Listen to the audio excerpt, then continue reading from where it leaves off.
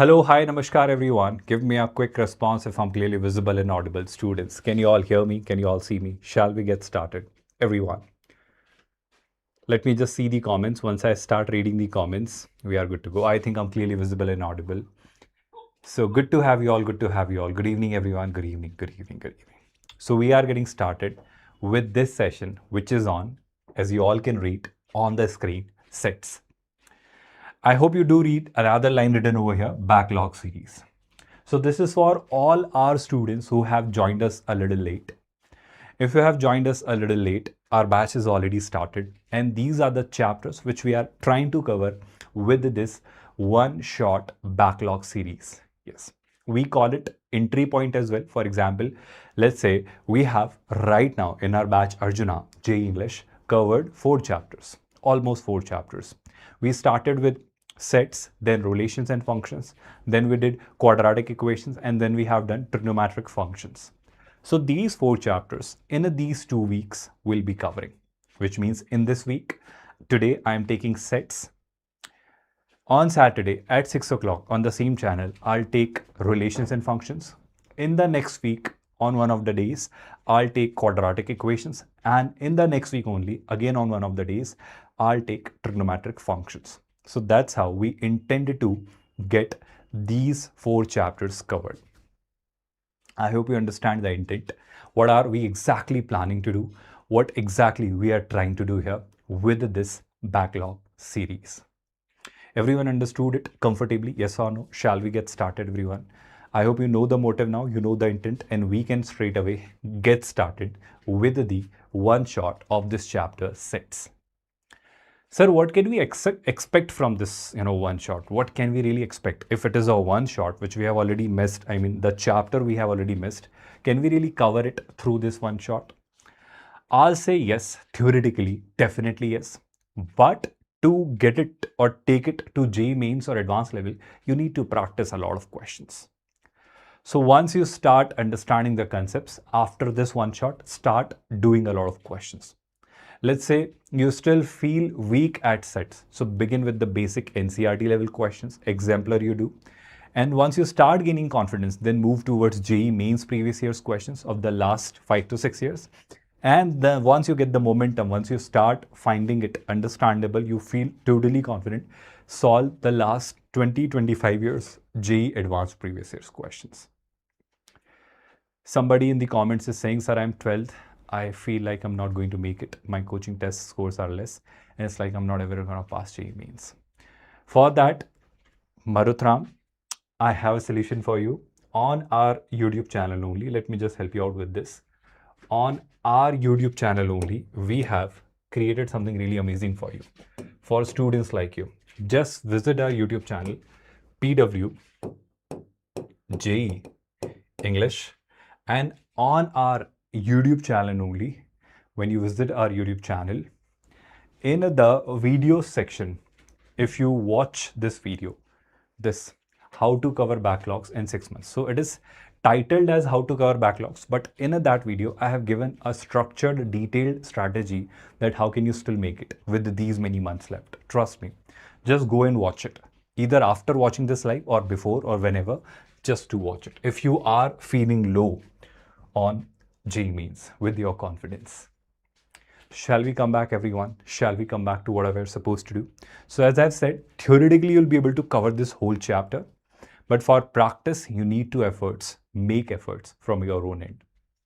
What are we going to do in this chapter? Before we tell you what are we going to do, I'll be using a very amazing feature developed by us, which is called PyLens. So let's say if I ask you a question in this live marathon session and you want to participate in it.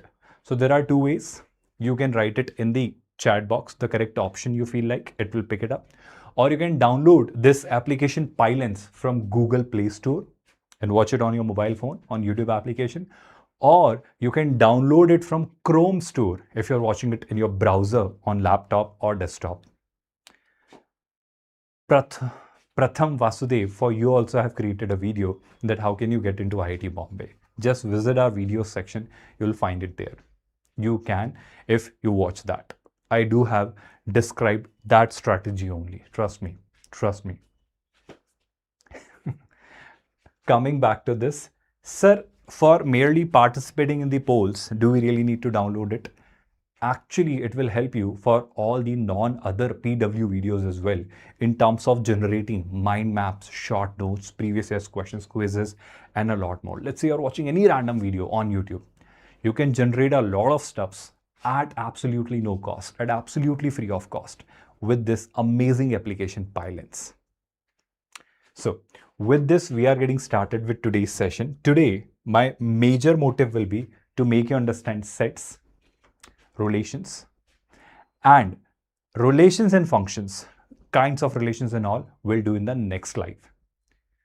I hope you got it, everybody. Yes, Vedic, I'll do from scratch. I'll do from very basic. You have my assurance. I hope you do remember that, let's say I take collection of your entire class. I take the set or the collection of all the letters from English alphabet.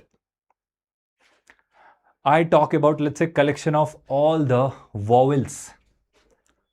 Let's say I talk about all the prime numbers in mathematics, in numbers.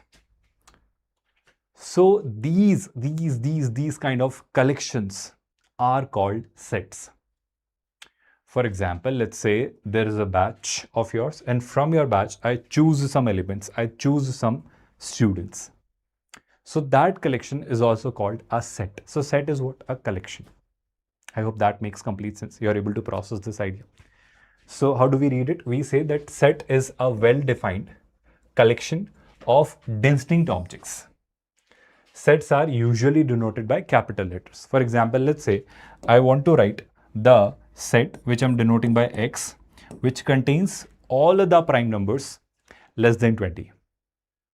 Contains all the prime numbers less than 20. I hope you would not write 1. 1 is not a prime. It is neither prime nor composite. So I'll say 2, 3, 5, 7, 11, 13, and then 17. And of course, less than 20 means 19 as well. So these are those numbers which are prime and less than 20. So this is a collection. Collection of distinct. Distinct means I have not written 11 twice. If by chance 11 appears twice or more than one times, I'll write it only once. That's a condition we impose on sets, that in sets, when you're writing it in set roster form, when you're writing all the elements here, then it will always have all the elements distinctly written. No redundancy, no repetition.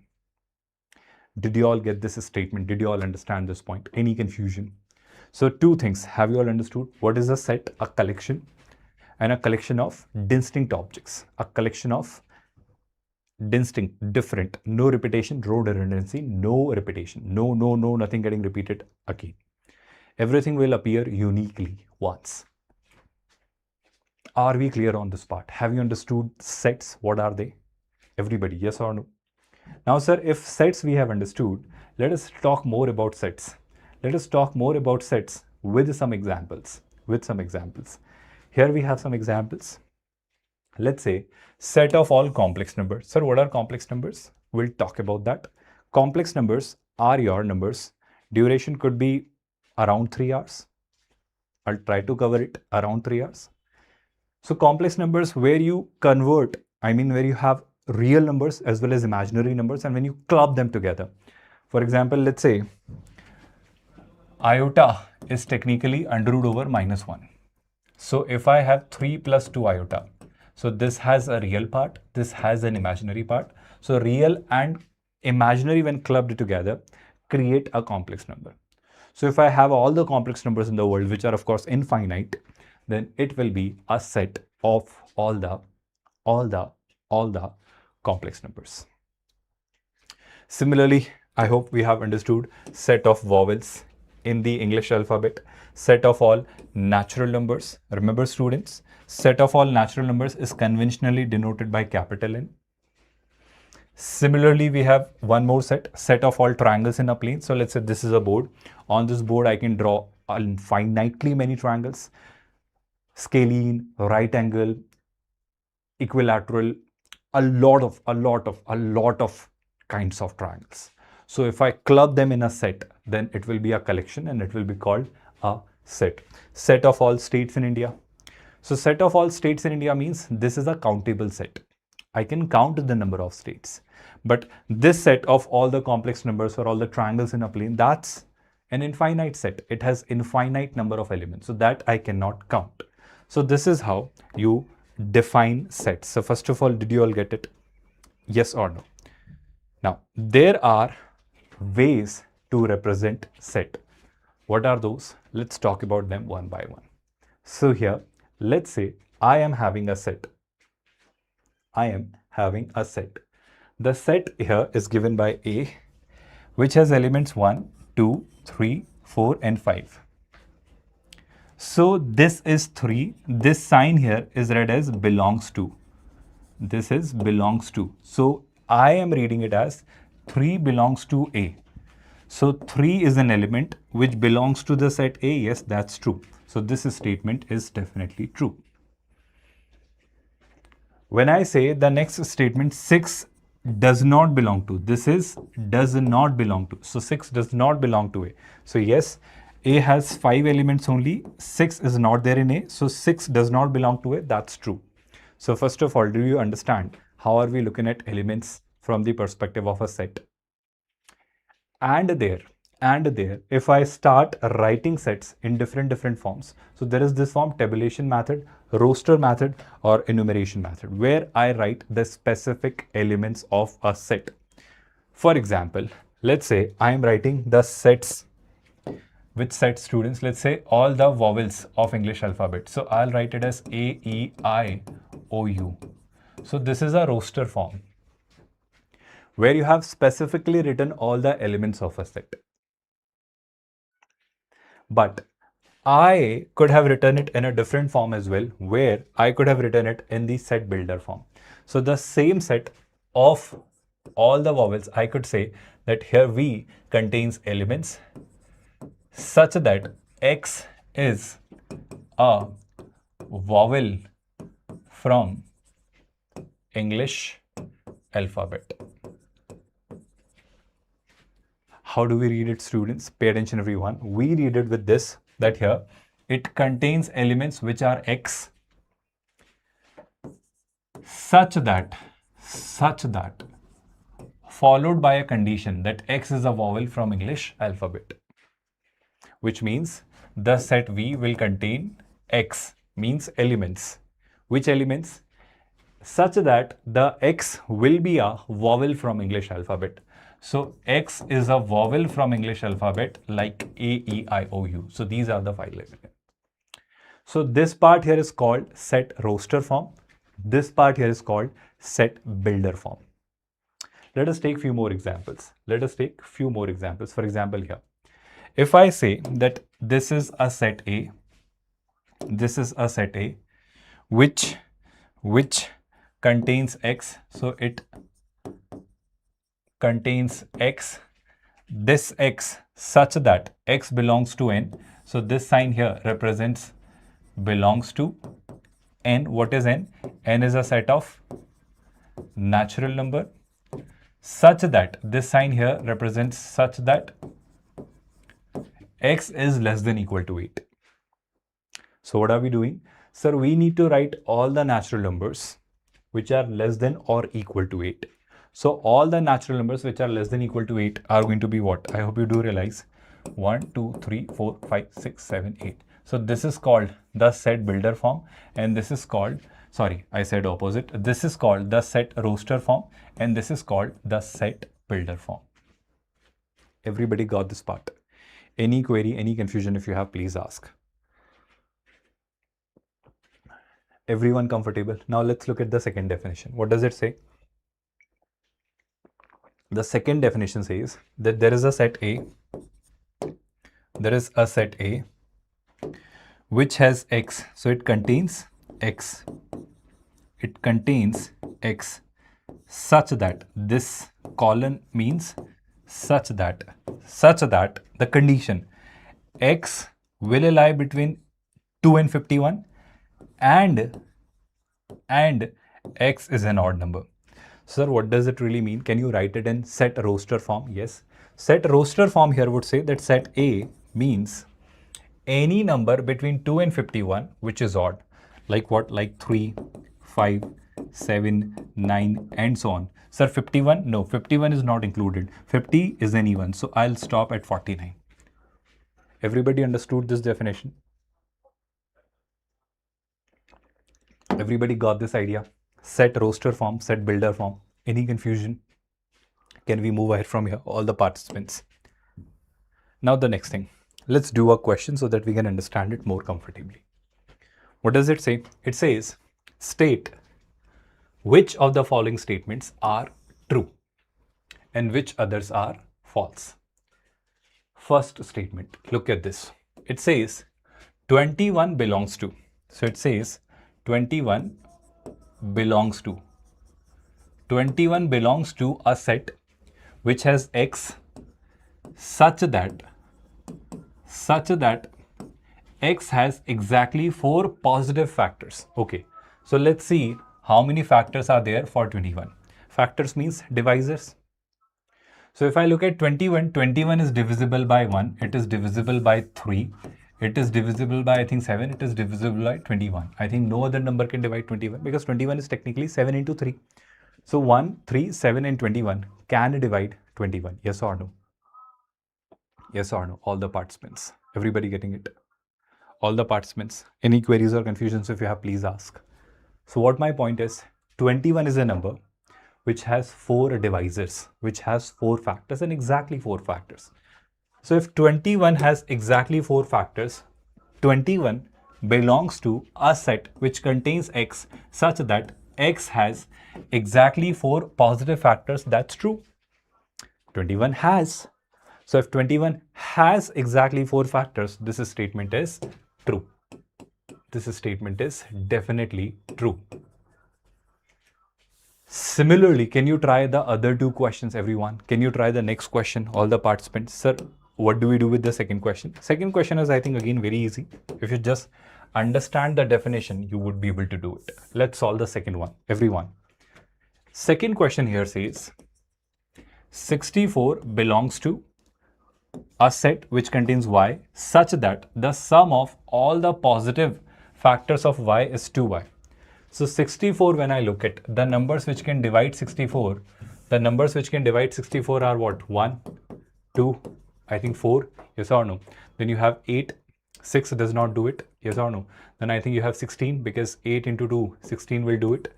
16 into 2, 32 will do it. Everybody, yes or no? And then 32 into 2, 64 will do it. So they are saying that the total positive divisors or factors of Y, which in this case is 64, has its sum as double of 64, 2Y. Double of Y, which is double of 64. So let's quickly verify it. Double of 64 means 1 plus 2, 3, 3 plus 4, 7. Although you can do it opposite as well, but don't worry. 7 plus 8, 15. 15 plus 16 is 31. 31 plus 32 is 63. 63 plus 64 is 127, which is not double of 64. So, sir, our condition is wrong. Our condition is wrong means, our condition got wrong means 64 does not belong to. So, if they say 61, 64 belongs to this set, no, that's false. So, this statement here is clearly false. So, I'm giving you the third question as a homework question, and I'm hoping that you will try the third question by yourself at home. The hint is really simple here, students. What you're supposed to do is, they say that 2 does not belong to a set where X is such that it satisfies this biquadratic equation. So I'll check whether 2 satisfies this or not.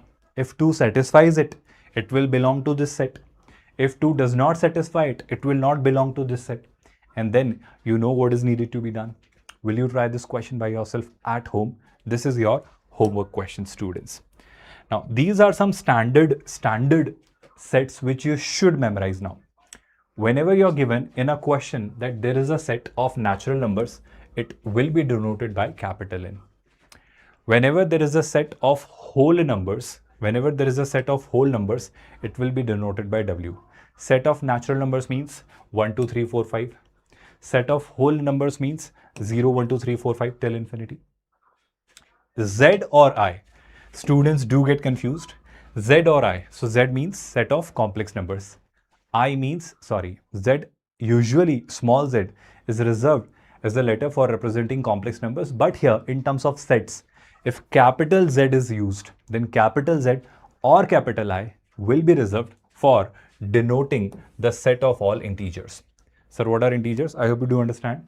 All the natural numbers with negatives of all the natural numbers with 0. What did I just say? I said that these are all positive numbers or positive integers. These are all negative integers. But when you look at 0, I hope you do understand, 0 is such a number which is neither positive nor negative. It is called a neutral number. Do you all know that, all the participants? Yes or no? The next thing, Q here means set of all rational numbers. I hope you do remember that the set of real numbers is divided into two categories, either rationals or irrationals or opposite. Numbers are either rational or irrational categorically. And when you merge all the rational with irrational, the complete set is your set of real numbers. So all the real numbers in the world are either rational or irrational. I hope you do remember that. Rational means any number which can be written in a P by Q form, where Q is of course not 0 and P and Q both are integers. Irrational numbers means it cannot be represented in a P by Q form, where P and Q are integers. Like root 2, root 3, Napier's constant E, pi, irrational numbers they are. I hope you're getting it, everyone, all the participants. Any confusions if you have, please ask. With this, if I move ahead and talk about different types of set, then first of all, the most important set comes here is the set of all stars in the universe is finite or infinite. Of course, infinite alpha. I mean, infinity is a very amazing number actually. We call it, there is an infinity which is a countable infinity. There is an infinity which is uncountable infinity. Good to have you, Ayan, in our batch. I welcome you. I repeat, there is infinity which is divided into two categories. Actually, we have started comparing infinities. For example, if I tell you which is a greater number, the hairs on my head, which are already very less, or the stars in the universe. So both are infinite, technically speaking, because we may feel, we call this infinity something, let's say the ceiling of this room, I cannot reach it. So for me, this is infinity. For somebody, sky is infinity. So infinity is very subjective actually. So you just cannot define infinity. The problem is. But still we can compare a lot of infinities. Good to have you all. Great, excellent. So I repeat, when we talk about the concept of null set. So what is null set here? Null set here simply means a set which has no elements. So if a set which has no elements, which is empty, which is void, which is vacant, then such set is called a null set. Sir, can we have an example? Yes, we will have an example. I will try and tell you the example. Let's say I give you a set where I define the set in such a manner that this is a set A which contains X such that X is a prime number. X is a prime number between let's say 35 and 37. Now come on, sir. What are you really asking? What are you really asking?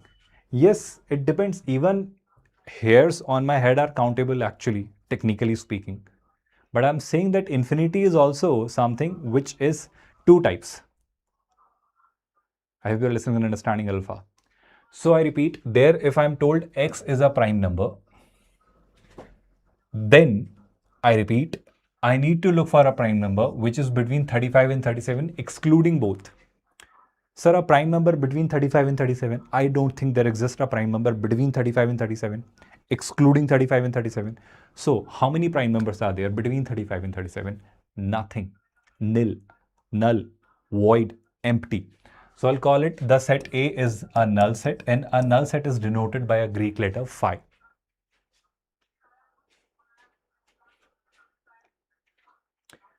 Yes, good. I hope you got this, everybody. Yes or no? All the participants. So, first of all, we have discussed that I hope you do realize there is a difference if a set contains 0. If a set contains 0. So, 0 is not something nothing. 0 is not something void. 0 is not something empty. 0 is something. 0 is an element. 0 is a number. So, 0 is something significant. So, this is not null. Yes, Alpha, you're absolutely right. Everybody got this point? So first of all, understand the difference. 0 and phi are different. Phi means it is empty, it's vacant, it's nothing, it's nil. But if I talk about 0, that means 0 is a part of that set. 0 is there as an element here. So this has one element, which is 0. So 0 and phi are different. Are you processing this idea, all the participants? Yes or no? Everybody, give me a quick response. Now, the next thing which I tell you is these are the examples which we have already covered. Now, let's talk about another set which is called singleton set. Now, what is a singleton set here, students? So, singleton set simply means that if a set contains exactly one element. For example, look at this set. Here it says it contains x such that x minus 3 is 4. So, if x minus 3 is 4, x will be 7. So, if x is 7, this contains exactly and only one element. So if there is a set which contains exactly and only one element, it is called singleton set or unit set. Everybody got this? Now, sir, what is the concept of subset? Okay, let's learn the concept of subsets, everyone. Let's say there is a set X. It contains two elements, 1 and 2. So I'm choosing some elements out of these elements. Sir, how can you choose? I have a choice that I don't choose anything. I have a choice that I choose either one only. I have a choice that I choose either two only.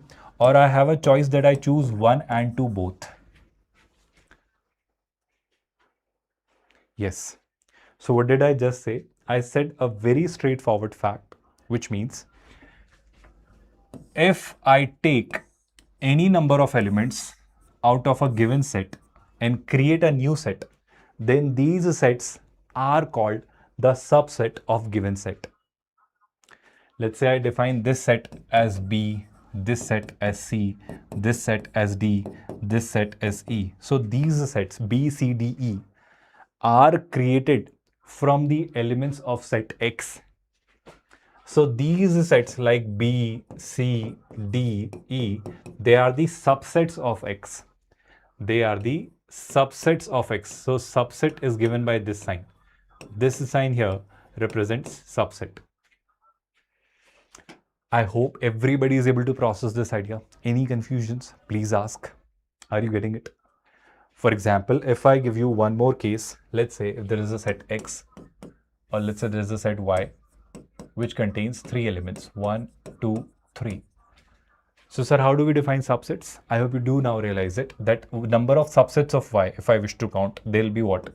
There will be 5, there will be exactly 1, there will be exactly 2, there will be exactly 3, or I can take exactly 2 like 1 and 2, like 2 and 3, or like 1 and 3, or I can take all 3. I can take all 3, 1, 2 and 3. So, out of these 3 elements available in this set Y, I have created subsets. So, all of these subsets, for example, subsets means I have chosen some elements. I chose nothing. I chose exactly one element. I chose exactly 2 elements. I chose all the 3 elements. So, when I created some subsets, I am now asking you the total number of subsets this Y can have. So here, please pay attention, everyone. The number of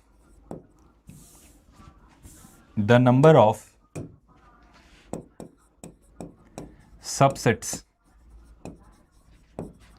y, the number of subsets y can have or of y will be given by 2 to the power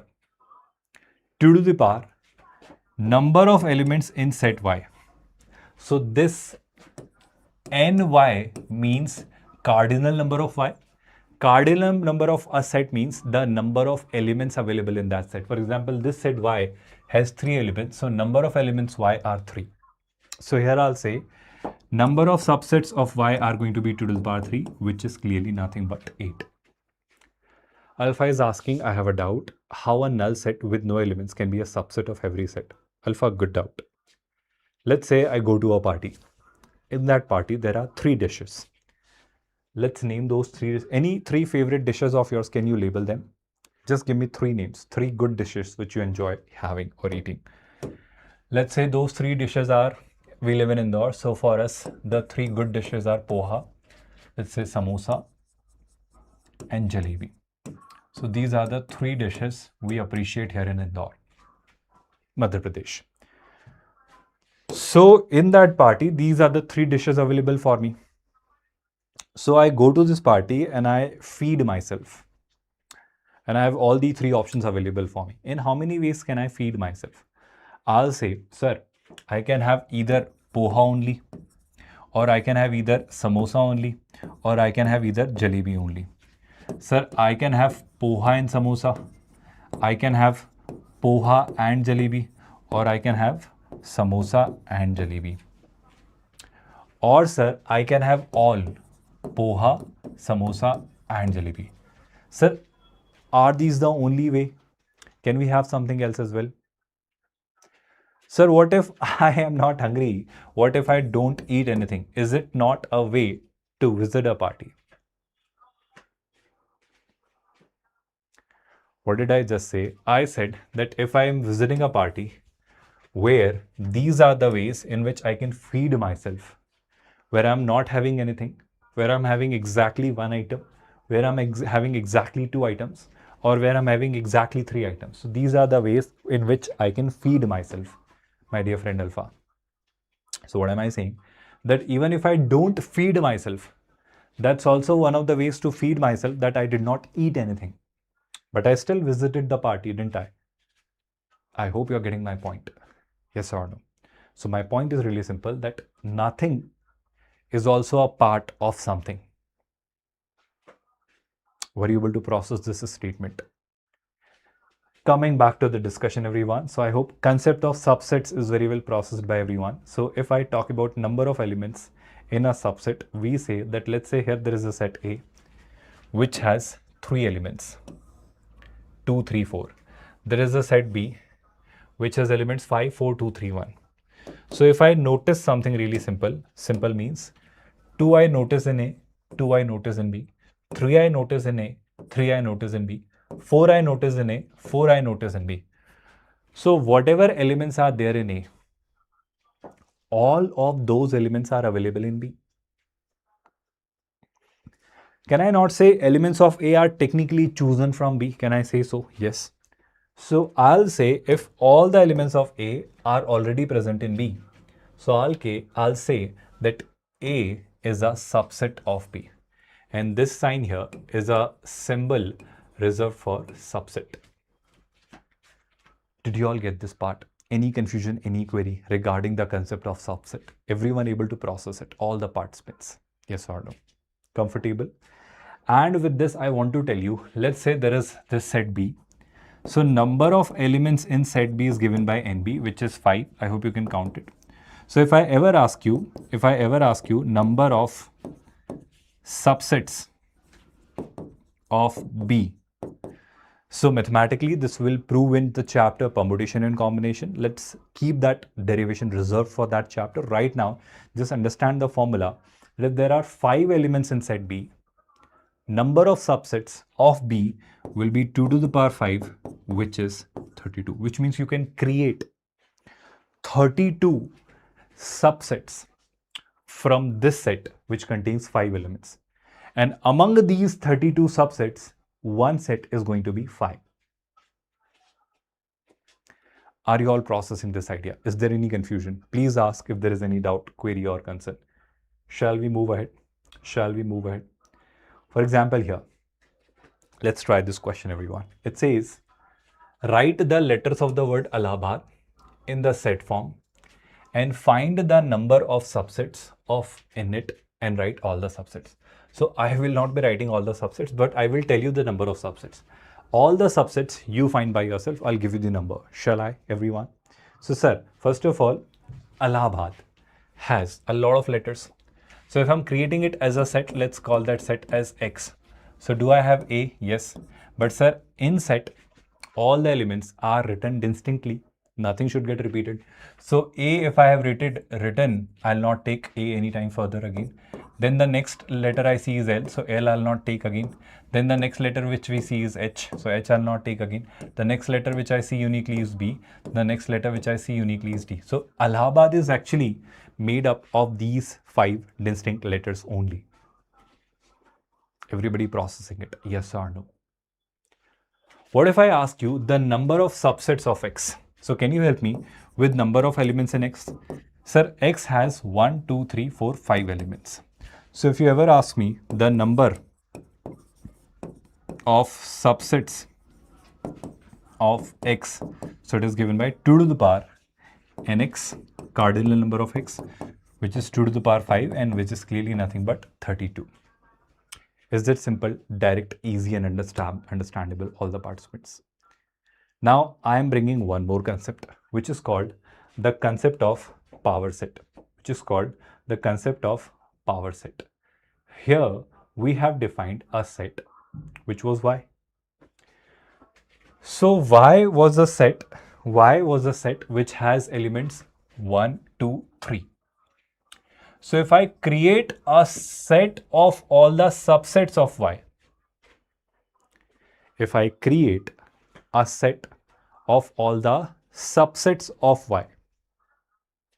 are you listening to this?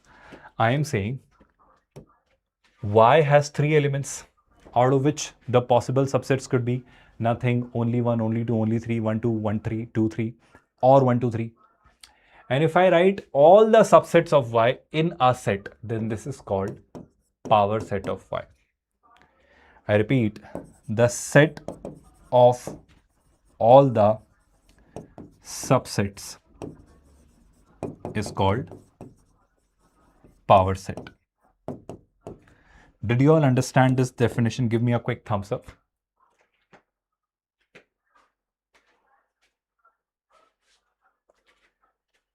Yes or no, all the participants? Everybody got it? Everybody understood it? Yes or no, all the participants? Shall I move ahead from here? With this, let us talk about the next concept, which is called equal sets. So two sets are said to be equal if they have exactly same elements. Simple. For example, look at these two sets. Set A has elements 1 to 5. Set B has elements 5 to 1.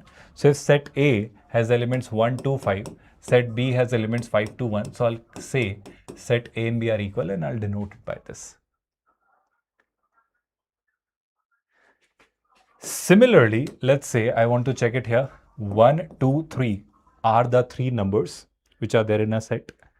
This is, let's say, a cubic which has solutions, roots you may call, and its roots are there in a set. So it contains X such that X satisfies a cubic. So just check it out whether this cubic is satisfied by 1, 2 and 3 or not. So when you put 1, 6, 11, 6, I hope you see it, it will get cancelled, become 0. When you push 2 here, 2 cube 8, 2 square 4, 4 into 6, 24, 24 and 8, that's clearly minus 16. This is 22 minus 6, that's plus 16, 16 minus 16, 2 satisfies it. Similarly, when you check it by 3, 3 will also satisfy it. So this cubic has 3 roots 1, 2, 3. There is another set which has 3 elements 1, 2, 3. So this has 3 elements 1, 2, 3. This also has the same 3 elements 1, 2, 3. So I'll call these two sets will be equal. These two sets are clearly same. Everybody understood it? Any confusions if there are, please ask. Power set we have already understood. I hope there is no confusion. Now let's talk about the concept of superset. What is the meaning of superset here, everyone? Please pay attention. Superset, whenever we wish to define, it's again a very good concept. Let's say there is a subset. Let's say there is a set, which is the set of your class, So this is our batch Arjuna. And in the batch Arjuna, we have a set of all the boys. So I'll say boys of Arjuna is clearly a subset of the batch Arjuna. So if I am saying that B is a subset of A, then in another manner, I can surely say that A is a superset of B. Are you understanding this relation? Are you all processing this idea? Superset, subset and superset. Yes or no? All the participants got this comfortably? Shall I move ahead from here, everyone? Now the next thing, a proper subset or a proper set. Proper set here would mean a set is said to be proper subset. It is not set. There is a typing error. This should be a proper subset. Pay attention, everyone. A proper subset. So a set A is said to be a proper subset of set B if every element of A is an element of B, but B has at least one element which is not an element of A. Sir, what did you just say? Can you repeat it? Yes. Pay attention, everyone. Here. Let's say there is this set A which has ABC. There is this set B which is CBA. So, sir, elements of A are there in B? Yes. So, I'll say A is a subset of B, but A is not a proper subset of B. Sir, why?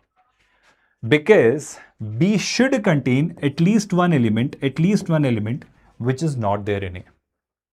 Is that happening in this case? No. And that's why I'll say A is not a proper subset of B. Sir, can you give one more example? Look at this. If I have A as 1, 2, 4. So we have 1, we have 1, we have 2, we have 2, we have 4, we have 4. So I can clearly see that A is a subset of B. Yes, sir. A is a subset of B. But do I see some elements in B? Do I see at least one element in B which is not in A? Yes. So first of all, A is a subset of B, and here in this case, A is a proper subset of B. Proper subset of B means B has indeed at least one element which is not in A. So here a subset is given by this sign.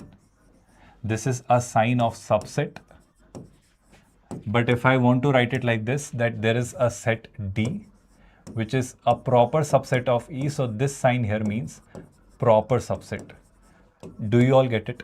The meaning of the word proper subset? Are you able to distinguish a subset from the term a proper subset, or is there any confusion? Please let me know, all the participants.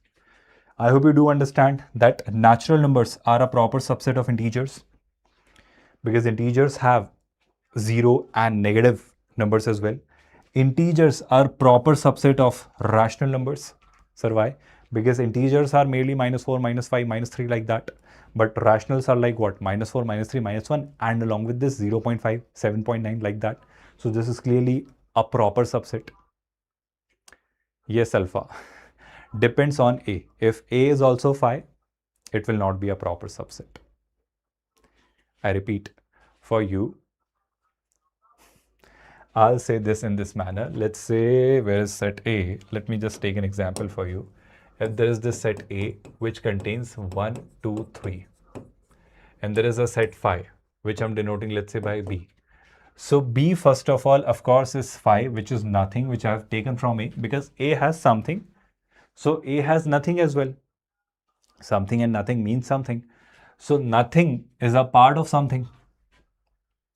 So there I am saying here, very important or crucial result, that B is a proper subset of A, which means phi is a proper subset of A. But let's say there is a set C, which is an empty set. The set C is a phi set. So C is phi, B is phi. So B is clearly a subset of C, But B is not a proper subset of C because C does not have at least one element which is not in B. Did you get my statement, alpha, or are you still feeling confused? Everybody got this result? Did you all get this, all the participants? Yes or no? Now let me take some examples to make you understand the difference between finite and infinite sets. Here comes this part. If I count the universities in India, I think I can. So this is a finite set. If I count, let's say, in one of the colleges, the number of gold medalists in a particular branch, that's a countable number. If I wish to count the natural numbers which are less than 500, it's a countable.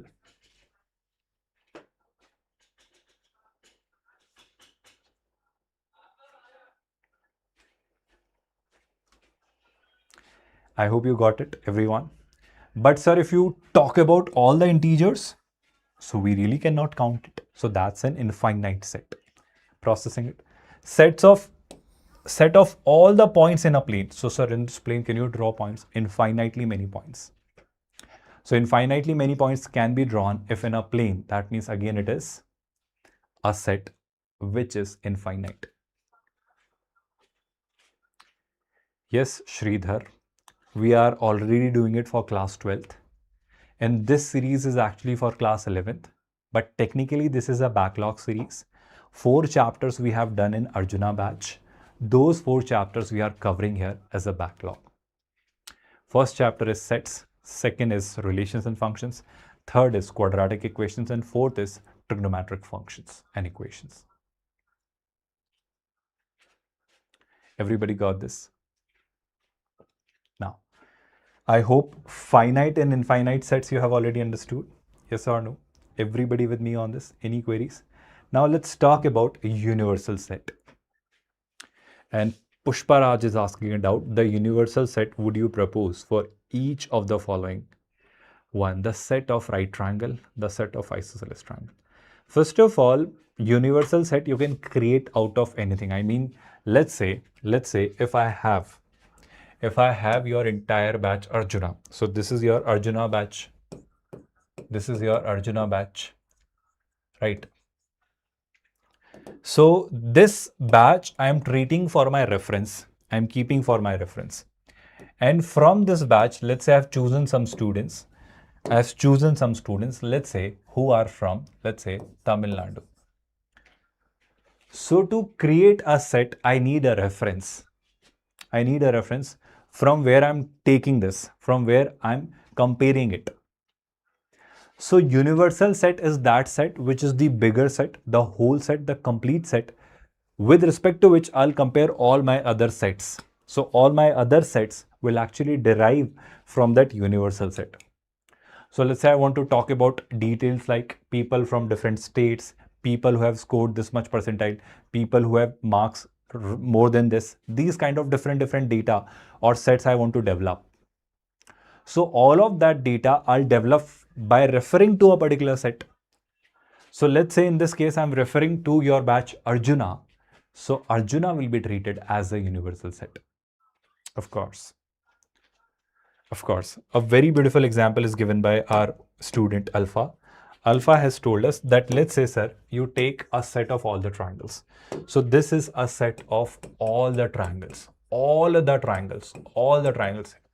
Infinite triangles they are actually, but let's say I still confine them in this set. So this box represents all the triangles in the world you can write. And then in this box, let's say, now I have created my reference. This is my reference to which I'm referring to.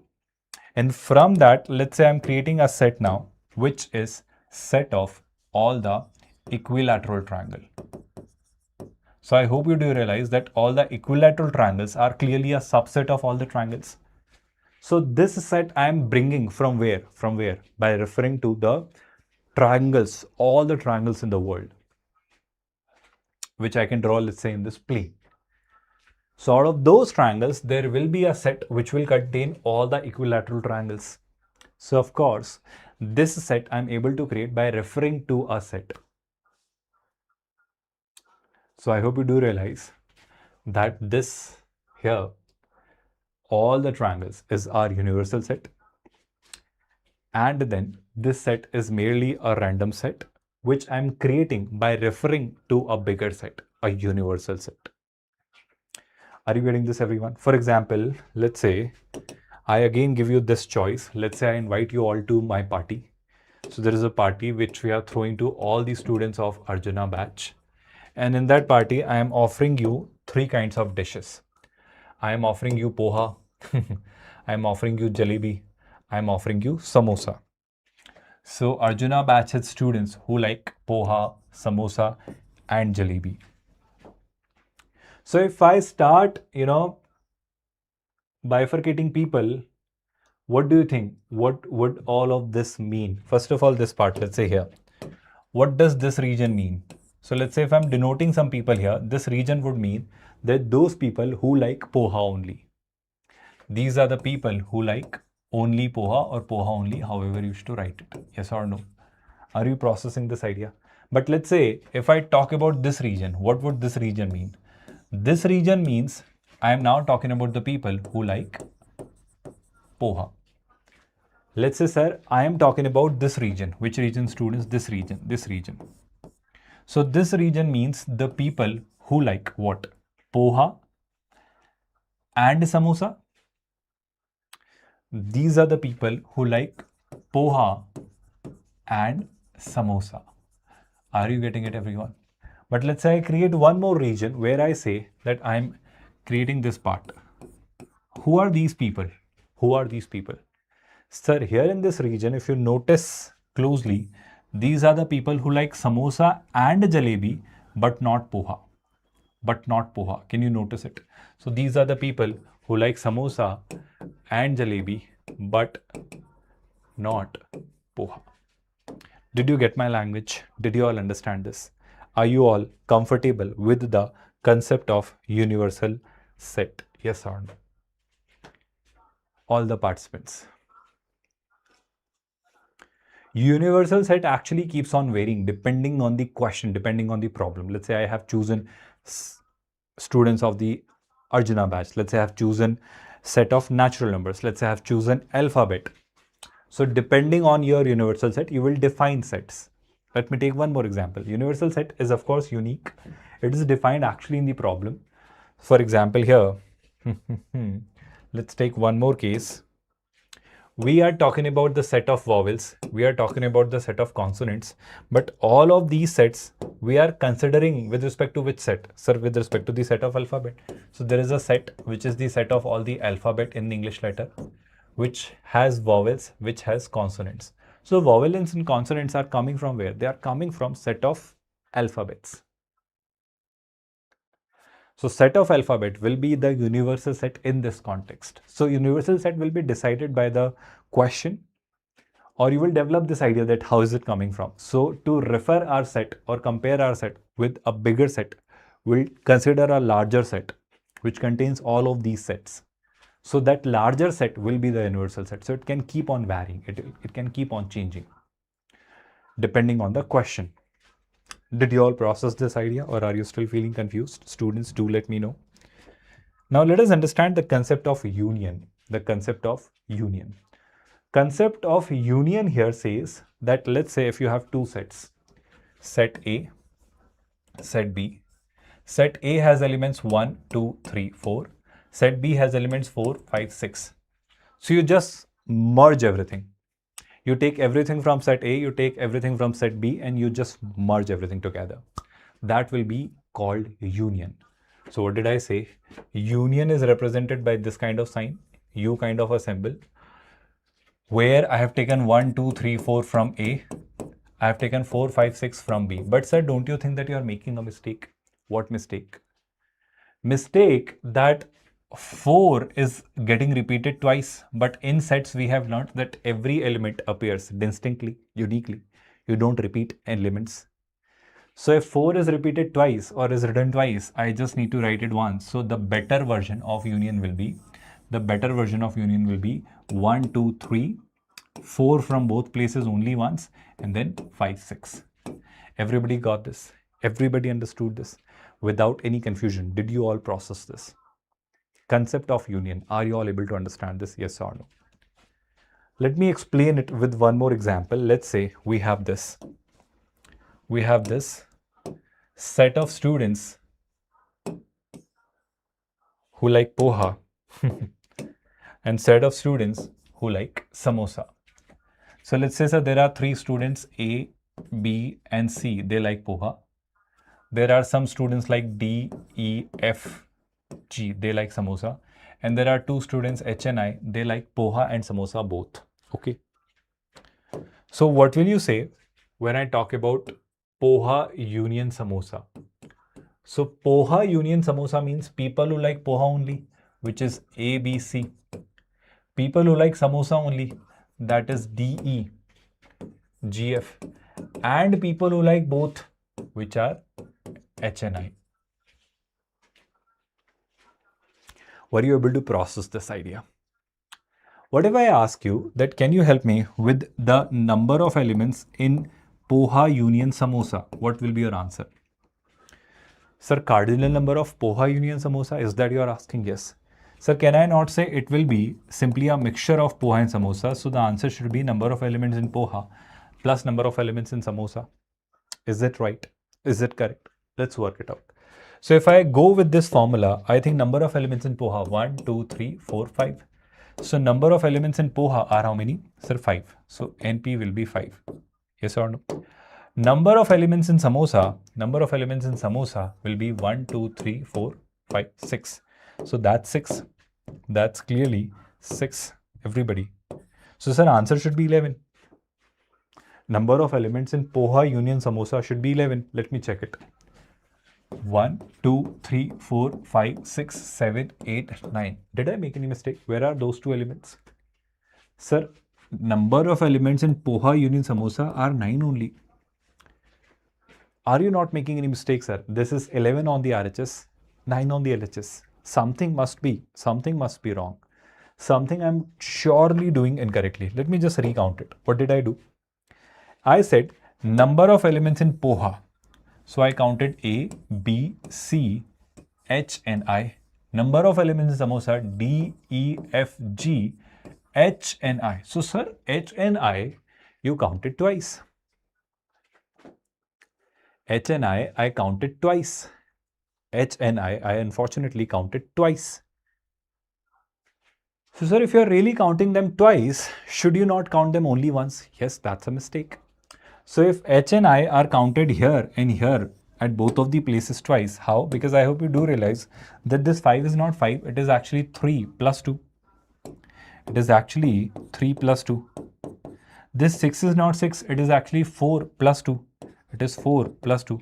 So this 2, which is common to both, is getting counted twice. Yes or no? Absolutely, Mr. Alpha. This formula would have been true if there are no common members. But here in this case, there are some common members which are to be eliminated. So union means mix everything. Intersection means common part, which is common, which is intersecting. So if I say intersection you take, intersection means the common part. So number of elements which are common between poha and samosa. So union is given by this sign U. Intersection is given by inverted of U. So number of elements which are there in both poha and samosa. Who like both poha and samosa? So people who like both poha and samosa are these 2, H and I. So I'll say these 2 are to be removed. These 2 are to be removed, and then I'll get the actual data. This is called principle of inclusion and exclusion. This here is called principle of inclusion and exclusion. What did I just say? I said a very straightforward fact that if you want to take the union, it is not merely a sum of 2 different sets elements, but actually sum minus the common part, because that common part gets added twice. So it has to be removed once. Everybody got my point? Everybody understood my point? Sir, what if there are 3 sets? What if there are 3 sets? First of all, did you all process the idea of intersection? Let me quickly tell you the concept of intersection. There is this set, there is another set, and these 2 sets are given by, let's say, A and B respectively. A has elements A, B, C. B has elements D, E. A has elements A, B, C, F, G. B has elements D, E, F, G. So if I ask you A intersection B, so A intersection B would mean common. So I hope you do see that set A has elements A, B, C, F, G. Set B has elements D, E, F, G. So when you talk about intersection, intersection means common. So don't you think that F and G are those elements which are there in both? So here, I hope you do realize intersection means the common part. The common part means F and G. So I hope union and intersection both make complete sense now. This sign over here represents the part intersection. Everybody got the complete idea? Any query, any confusion if you have, please ask. Yes or no, all the participants. Did you all get this? Intersection, did you all process this? I'll explain this one more time with this basic idea here. Please pay attention, everyone. A has elements 1, 2, 3. B has elements 3, 4, 5, 6. So if I look at the common elements between A and B, so it will be given by A intersection B, which is 3. Any queries, any confusions if you have, please ask. Did you all get this? All the participants, yes or no? Let me now try and make you understand few more things related to this word intersection and union. Let us understand it more clearly. Let's say there are 3 sets. Let's say there are 3 sets. These are the 3 sets. Everybody, please pay attention. So of course, when you talk about this set, this is, let's say A, this is set B, and this is set C. If I talk about few regions, I hope you do agree that this region, if I notice, this region is, I hope you clearly notice, is A intersection B. This region, if you notice, this whole region, I hope you clearly see that this region is B intersection C. This region, if you notice, this region, I hope you clearly see this region is A intersection C. I hope you are processing this idea without any confusion. Do let me know if there is any query. Similarly, if you notice this region, this region, this whole region, are you noticing this region? So what have you just done? I am saying that this region is A union B. Did you get what I'm trying to convey here? Are you understanding something out of this? Sir, why are we really doing it? We are doing all of this because I want to create the formula for, first of all, 2 sets, then 3 sets. This principle of inclusion and exclusion I'm willing to explain. So let's say there is this set A, there is this set B. Set A has, let's say, X elements, set B has Y elements, set A only has X elements, set B only has X, Y elements. But if I talk about the total number of elements in set A, they are X plus Z. The total number of elements in set B are, they are Y plus Z. So Z are the elements which are common in A and B both. So what do you think A union B would be? Sir, A union B would be A only, B only, and A and B both. So here you will say A plus B. I think that's a mistake because A is actually X plus Z. B is actually Y plus Z. So again, are you realizing the same mistake I'm committing? What mistake? Sir, this Z which is there only once is getting counted twice. You're making a mistake. So to avoid that mistake, I'll do this thing that I'll exclude it once. So A intersection B, if I do this exclusion, A intersection B, what is that? That is Z. So I hope you do realize that Z which got counted twice will get removed now. So I'll be left with X plus Y plus Z because this Z and this Z, let's say, are cancelled. Are you understanding this formula? How are we developing it? This thing here is called principle of inclusion and exclusion. Sir, what do you really mean by that? Let's say the same principle I wish to apply on 3 sets. So if there are 3 sets, 1, 2, and 3. Everybody, listen to this part. This is set A, this is set B. Let's say these are the sets X, Y, and Z. These are the elements like small a, small b, small c, small d, small e, small f, and this is G. What did I just do?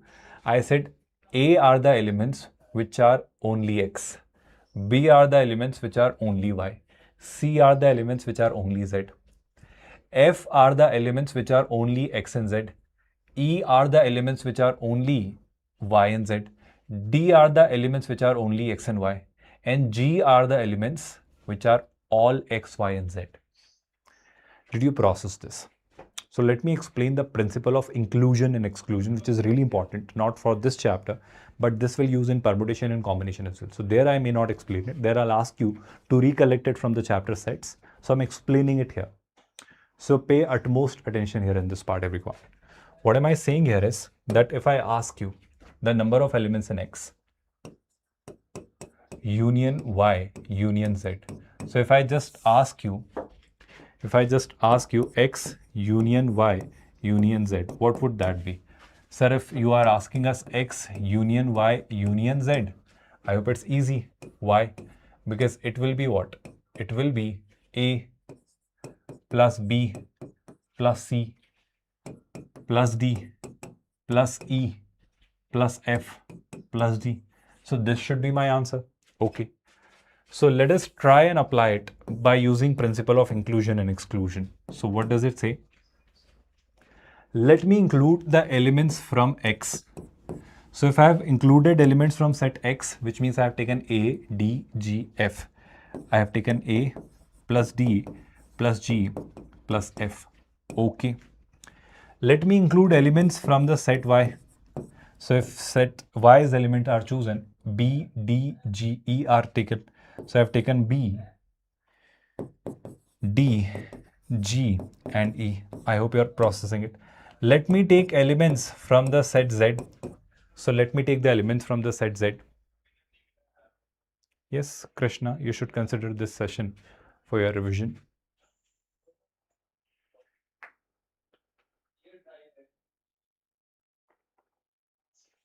So set Z has elements C, F, G, E. Set Z has elements C, F, G, E. Don't you think, sir, that you have counted a lot of terms additionally? What do you mean by that? Sir, what we needed was A, B, C, D, E, F, and G. But I think, sir, a lot of things have appeared a lot many times. Which means what? Which means, I think, sir, D has appeared twice. I think, sir, G has appeared twice. I think, sir, F has appeared twice. And E has appeared twice. And if you notice, G actually has appeared thrice. Are you realizing the problem, everyone? What's the problem? The problem is, if we include everything, a lot of things get counted additionally. So, sir, inclusion you have done. So you need to exclude those things which you have counted additionally. So what are the things which I have counted additionally? The things which I have counted additionally are, N, X intersection Y, N, Y intersection Z, N, Z intersection X. Sir, what do you mean by this? I am saying, I'll write this part here, don't worry.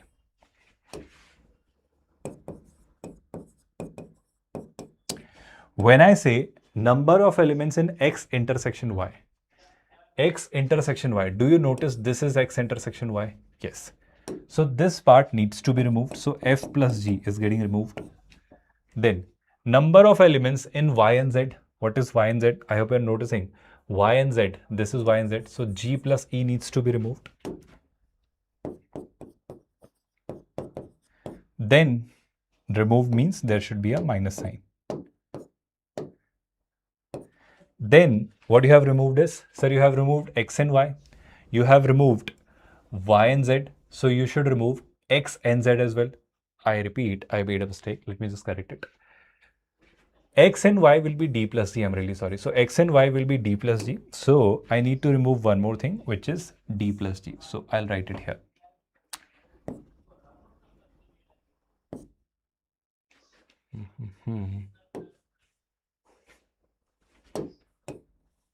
I repeat, I need to remove X and Y. What is X and Y?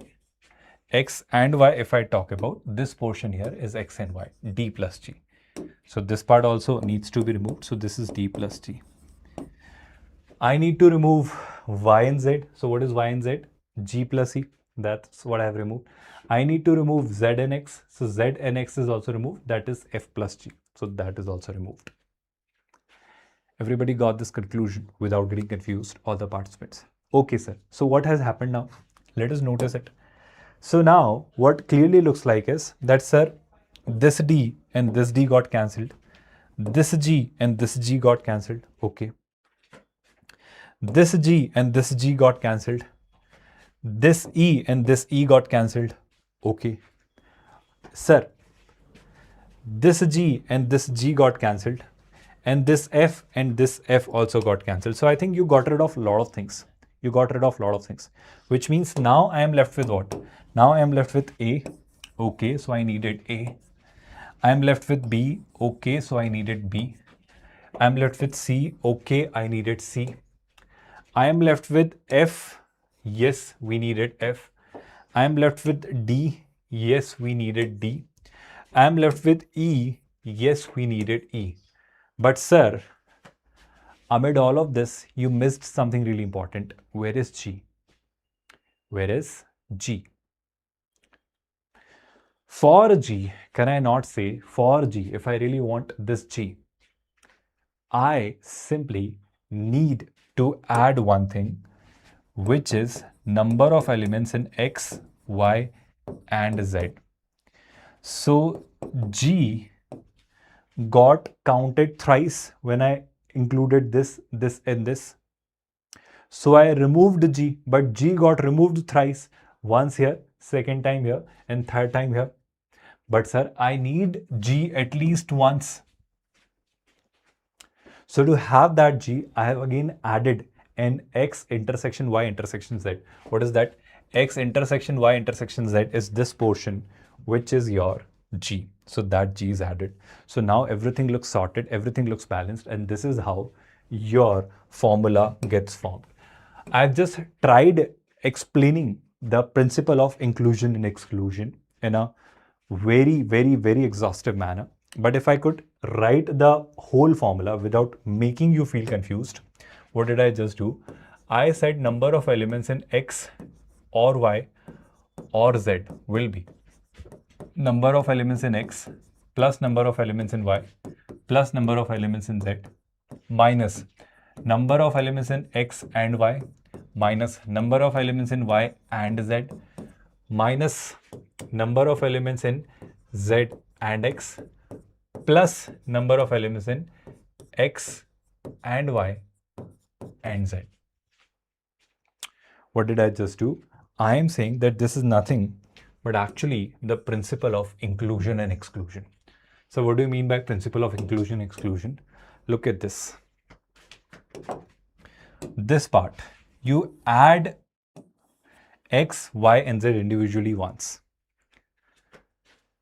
Then you subtract X and Y, Y and Z and X together.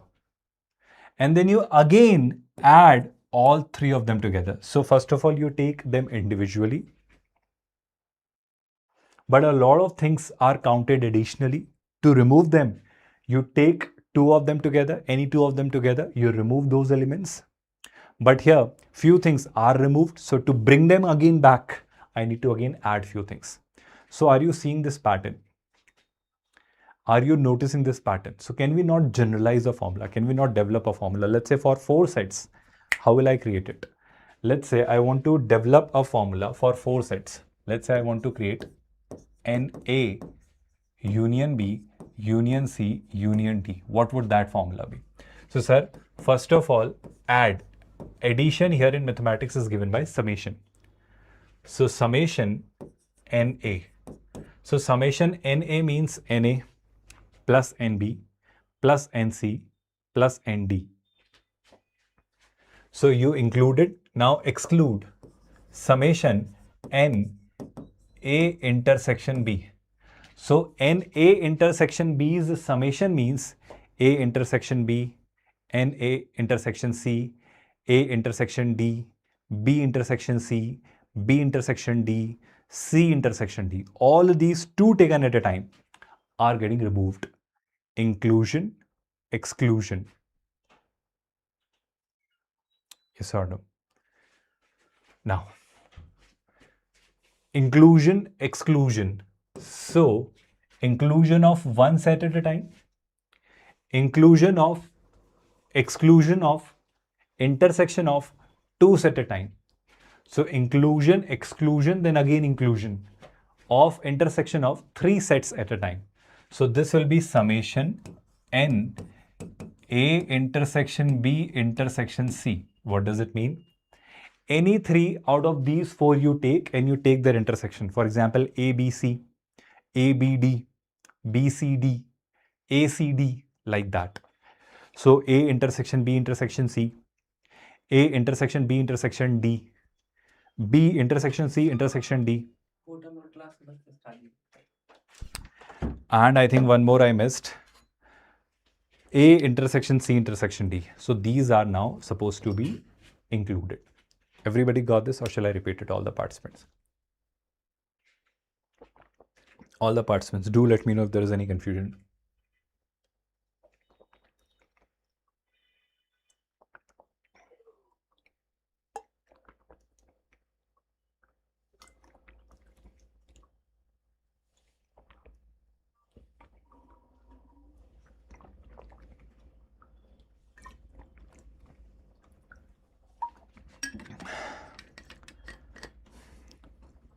I didn't get your doubt, Alpha. Where does it say that set is an undefined term? Set is not an undefined term. Set is defined as a collection. So any collection is called a set. So set has a definition, collection. I repeat, inclusion, exclusion, inclusion. So it includes a lot of things, but it brings redundancy. So to remove that, we remove those redundancies. But while removing those redundancies, something which was supposed to be counted once is also got eliminated. So I'll bring something more which got removed. So while again inclusion, few extra things come or get counted additionally. So again, I'm supposed to remove those extra things. So this time inclusion, exclusion, inclusion. So one more time, inclusion, summation, number of elements in A intersection B intersection C intersection D. And there can be only one combination here.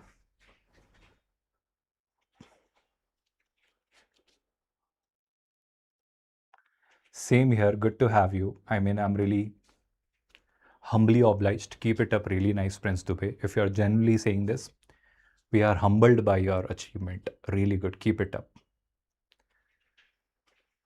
Congratulations.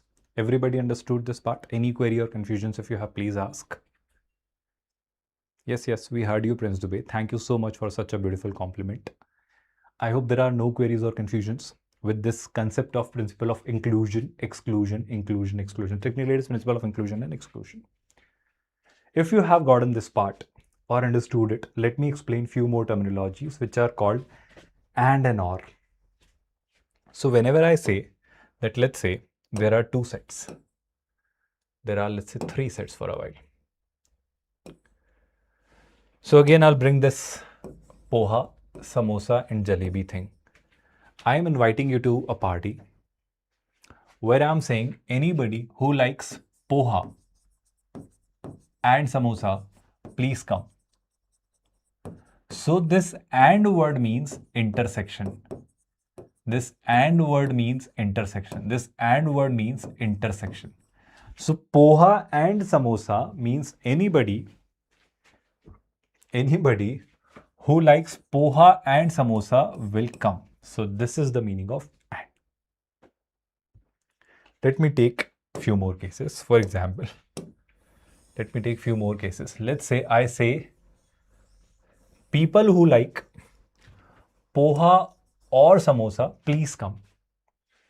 So or means union. Or means union. Or means union. So I'm saying poha or samosa. So anybody who likes only poha will come. Anybody who likes only samosa will come. But anybody who likes poha and samosa both will also come. So this is union of poha or samosa. Is my language understandable? Are you processing whatever I'm saying? Whatever I'm trying to make you understand with these two terms and or. Are you getting this or not? Let me take some more Let me take some more. Just give me a moment, everyone. Let's say I give you one more case.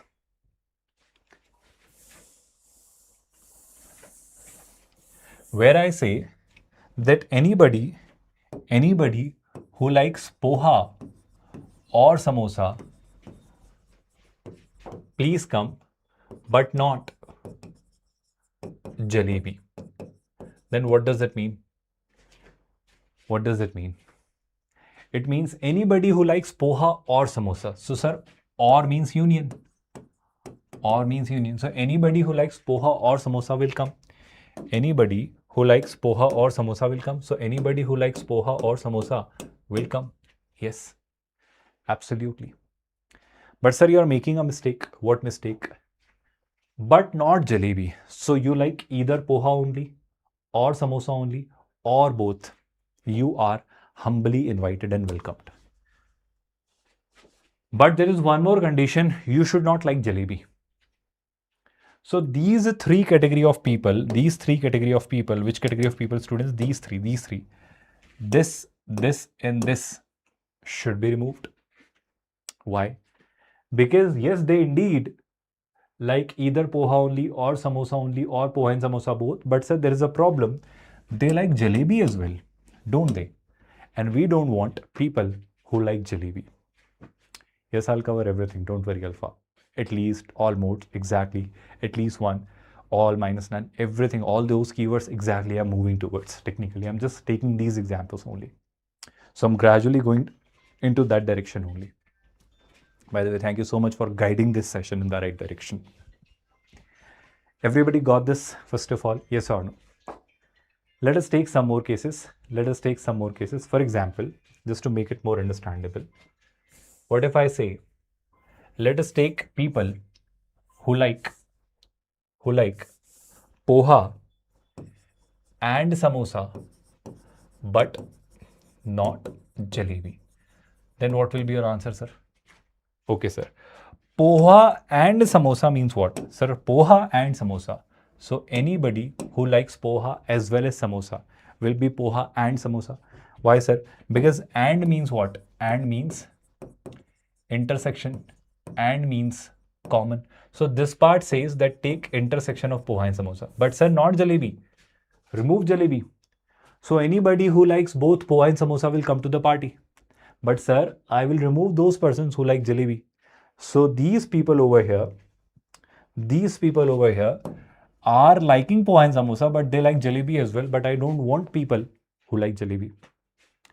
So if I say poha and samosa, but not jalebi, this will be this region. Getting my language, everyone? Are you all comfortably processing this idea without getting confused? Now let me bring a very good, detailed, insightful discussion on something really important. Right after this break, let us take a 10 minutes break and then we'll resume. Is that okay? So we are having a 10 minutes break and then we'll resume. You also stretch, walk, hydrate, eat something, and then we'll resume in a while. Okay? So let's quickly take a 10 minutes break and then we'll resume.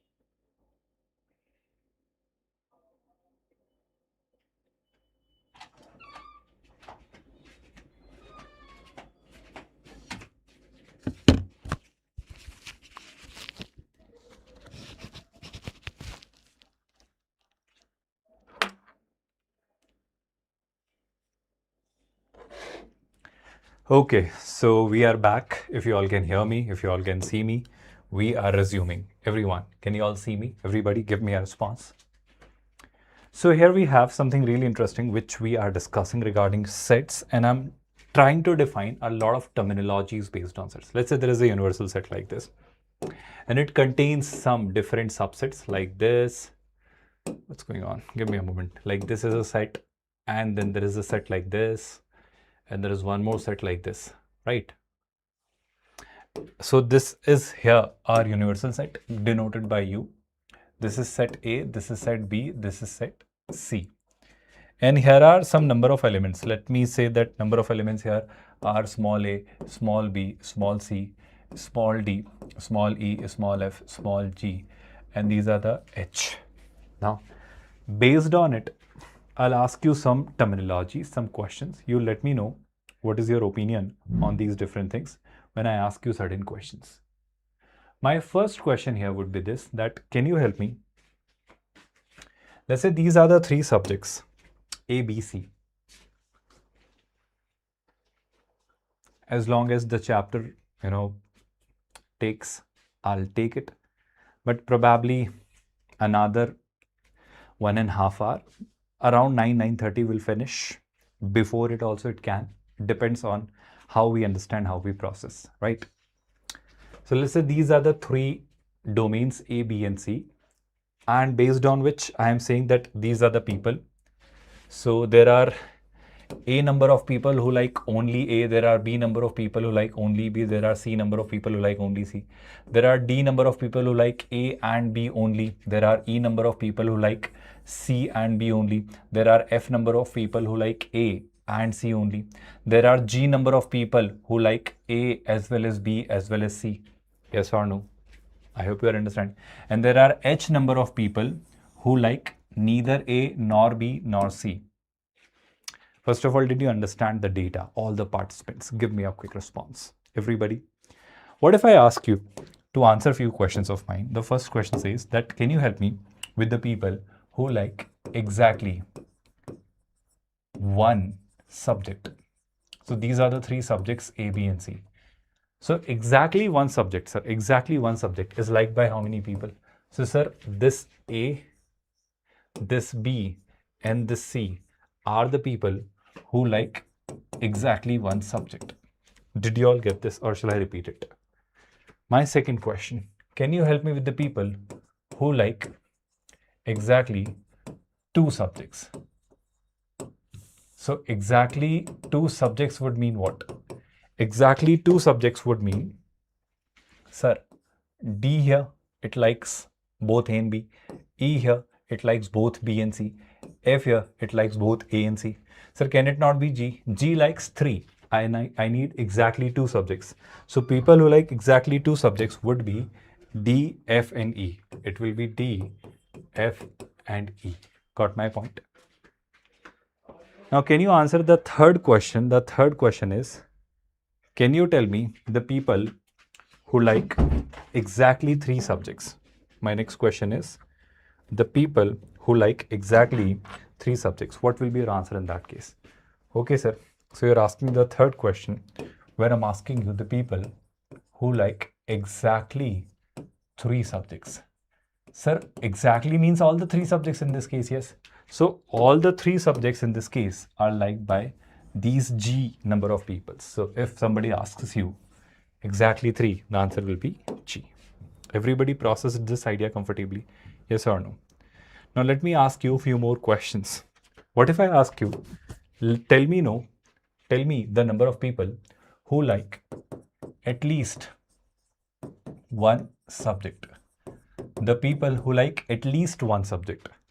Sir, what is the meaning of at least one? At least one means either exactly one or exactly two or all three. All three can be written as exactly 3. Are you processing this thought? Processing this thought would mean that here exactly one would be defined by these three people A, B, and C. Exactly 2 will be defined by these three people D, E, and F. and exactly 3 will be defined by this G. So don't you think it will be A plus B plus C exactly 1 plus exactly 2 means D, E, F, and exactly 3 means this G number of people. Everybody got this idea? Everybody understood this idea? Any queries or confusions if you have, please ask. All the participants, did you all get this comfortably? Now the next thing which I ask you, don't you think that, sir, when we talk about exactly 1, exactly 2 or exactly 3, that means at least 1, then it can be stated as this statement, at least 1 can be stated as all minus none. Sir, what do you mean by all minus none? All means the complete set, universal set. None means nothing, which is H. So from all, if I subtract none, from this whole, if I remove this, will I not be left with at least 1? Will I not be left with at least 1, which is either exactly 1 or exactly 2 or all 3? So remember this thought that whenever you are thrown a question based on at least 1, what you can preferably do here is all minus none. This is what we'll do a lot many times in probability. Remember this idea. Everybody got this? Everybody understood this? Any confusion if you have, please ask. Can I move ahead from here, all the participants, if you got it comfortably? Now there is a concept which is called disjoint sets. Sir, what is disjoint sets? Disjoint set simply means that if you ever see two sets which do not have anything common, for example, here, let's say there's this set and there is another set like here this. So this is the set of few elements 1, 2, 3, 4. These are the few elements 5, 6, 7, 8, and there is nothing common. This is set A, this is set B. There is nothing common. So intersection of A and B is 5. So if they don't have anything common, I'll say they are disjoint sets. And for disjoint sets, I hope you do realize that A union B will be A plus B. Why? Because, sir, NA union B is NA plus NB minus NA intersection B. But in this case, NA intersection B is 0. There are no elements, which means NA union B will be purely NA plus NB if the sets are disjoint. Good, Vijay. Excellent. Everybody got this idea? Everybody understood this thought? Yes or no? All the participants. Now, difference of sets is again a very beautiful concept. This concept here says, let's say you have two sets. There is a set X which contains, let's say, elements like 1, 2, 3, 4. There is a set Y which contains elements like 3, 4, 5. So if I ever ask you difference of sets, so X minus Y, this is how you define difference of sets. So X minus Y means difference of Y from X. So if I could show this data to you, through these Venn diagrams. So there we have set A and set B. Sorry, set X and set Y.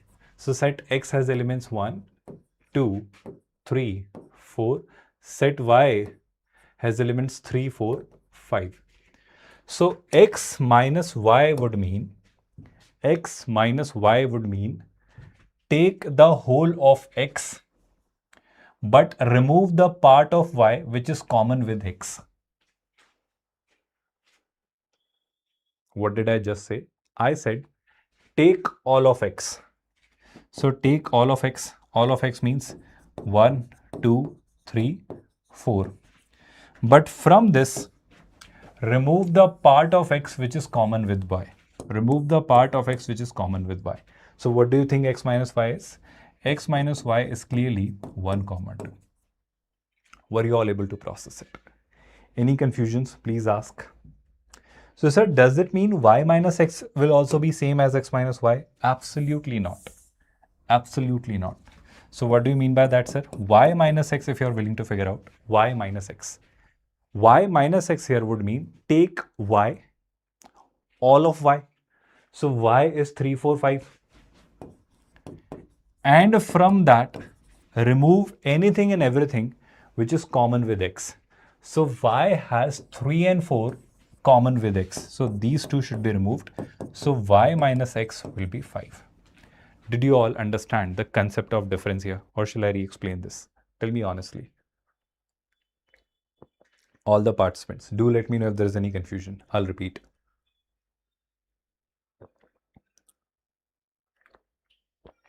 Did you all understand the concept of difference? So sir, can we really demonstrate it or depict it with the help of Venn diagrams? Yes. Let's say these are the two sets. This is set A, this is set B. So how do you represent A minus B? And how do you represent B minus A? I think both can be done very easily. When you talk about A minus B, so A minus B would mean, take all of A, but from that, remove the portion of A which is common with B. So this shaded region here represents A minus B. Similarly, if I ask you, how do you define B minus A? How do you define B minus A? So B minus A here would mean, take all of B. Take all of B. But remove the portion of B which is common with A.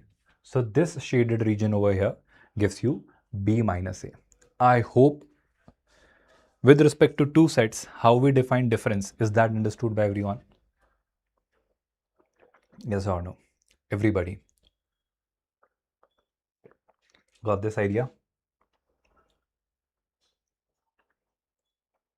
Now there is one more term which is called symmetric difference. You read this language, by the time I'm done with my coffee, and then I'll explain.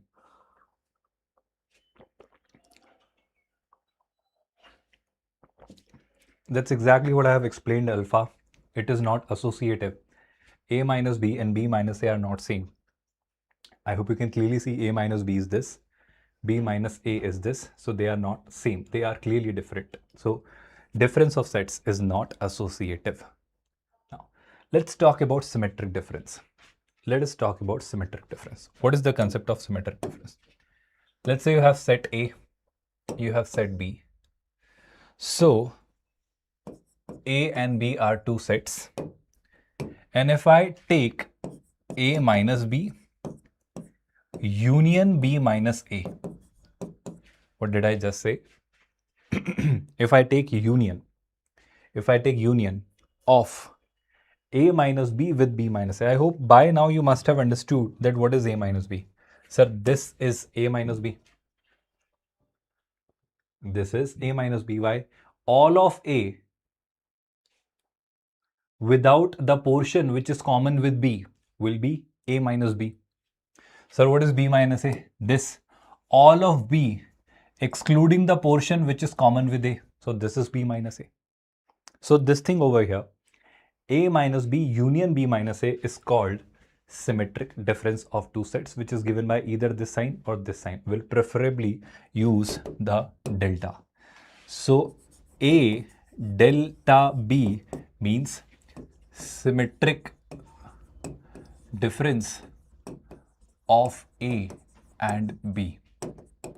Everybody got this definition? Is there any confusion? And there, I'd clarify this with one more definition. Absolutely, alpha. Absolutely, absolutely. You wrote it correctly. Why did you delete it? So this symmetric difference of A and B can be given as, I hope some of you through this Venn diagram only can clearly notice that, sir, from entire A union B, from the whole A union B, if you just remove, which part? If you just remove the portion which is common between A and B, then won't you get the symmetric difference of A and B? Absolutely. Absolutely. Indeed. Definitely. So I hope you do realize symmetric difference has two definitions, either this or this. Both are absolutely correct. Everybody understood the concept of symmetric difference? Shall I move further from here if you all got it, if you all have understood it? And regarding this, whether it is, just give me a second, everyone. Whether it is, let's take some more examples. Let me take complement here. Let's say we have a set. let's say we have a set of all the real numbers in the world. We have the set of all the real numbers in the world. So this, let's say, set is a set of all the real numbers. So this set I am creating as a universal set. This bigger box I'm treating as a universal set. Now in this set, there will be a set which will be the set of all the rational numbers. There will be a set which will be the set of all the rational numbers. Rational means what, sir? Rational means any number which can be written in a p by q form. For example, 2.3, for example, 5, for example, 0, minus 3, 7.2, minus 8.9, anything like that. These are all our rational numbers. I'm just giving you some examples. So within the context of set of real numbers, from the context of set of real numbers, whatever is not rational will be irrational. Did you get my point, or shall I repeat it? What did I just say? I am saying that from the set of real numbers, if I remove all the rational numbers, what I'll get is irrational numbers. So complementary sets, are you understanding? What is complement here? Complementary means that if you take a universal set, so in order to define complement or complementary sets, you need a universal set with respect to which you'll compare it. So here, let's say there is a real number set which I'm treating as a universal set. So with respect to this universal set, there is a set of rational numbers. So whatever is not rational is complement of rational. So not rational is what? Irrational. So outside it, there are these irrational numbers. So whatever is not rational is irrational, and irrational is complement of rational with respect to the set of real numbers. Carrying my language? Yes, Alpha, symmetric difference is commutative. Definitely it is. Whether you find A del B or B del A, don't you think it will be same? Just try and do it with the help of Venn diagram. You will prove it very easily. Yes or no? All the participants. Whatever I'm trying to explain here is, let me explain it with one more context. Let's say we have Arjuna batch. We have our Arjuna batch. So one set I need as a universal set. So Arjuna batch I am treating as a universal set. Now from Arjuna batch, let's say there are some students who cracked IIT JEE. So they passed IIT JEE. So I'm dividing two students into technically two categories, one who have cleared IIT JEE, one who could not clear IIT JEE. So with respect to the batch Arjuna, there are two categories of students, one who cracked IIT JEE, one who did not crack IIT JEE. So complement of IIT JEE, the people who cracked IIT JEE, I'm denoting by I, will be IC or I dash or I bar. There are three ways to do it. You write it as either IC or I dash or I bar. But I hope you get it. That complement means all the people from the Arjuna batch who could not crack IIT will be my complement of this set I. Are you understanding the word complement? Complementary set will be defined of a set only when there exists a universal set. So complementary will exist only when there is a universal set, because we'll compare it with the universal set. Anything which is not this will be complementary of it. But sir, what is the limit? How are you confining it? So there should be something which should confine not of this. So there I need a universal set. Vijay, from the chapter sets, not directly they ask a lot of questions, but it is used in trigo, it is used in quadratic, it is used in sequence and series. It can be used in any chapter. So these are those chapters which are not very directly asked, like logarithm, but questions use these concepts. So that's where and how you should know these chapters. That's the importance of the chapter sets. Everybody got my point? Any confusions here so far regarding anything? Please ask.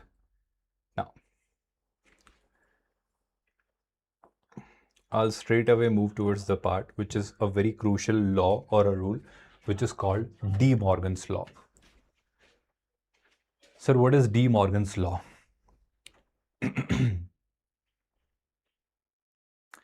De Morgan was a mathematician. He gave two, rather four, but I'll say specifically two very important and crucial results. What did he say? Regarding the complement of sets only he gave. Let's say there is a universal set, and in this universal set there are two sets which are of course the subset of this set, like this. And now I'm defining these two sets as, let's say, set A and set B. This is of course your universal set. Now please pay attention, whatever I'm going to say next is really important. So De Morgan's law says A union B is complement of A union B. First of all, can you highlight what is A union B? Sir, A union B is this. This is the portion which is A union B. This whole portion is A union B. But are we interested in A union B? No. We are interested in complement of A union B. Okay, so we are interested in complement of A union B. So let's work it out. Complement of A union B, if I'm creating here. Give me a moment, everyone. I'll read this slide one more time. So what did I just say here? A union B is this part. This portion we know is A union B. So what do we need? We don't need A union B, we need complement of A union B. So whatever is inside the universal set,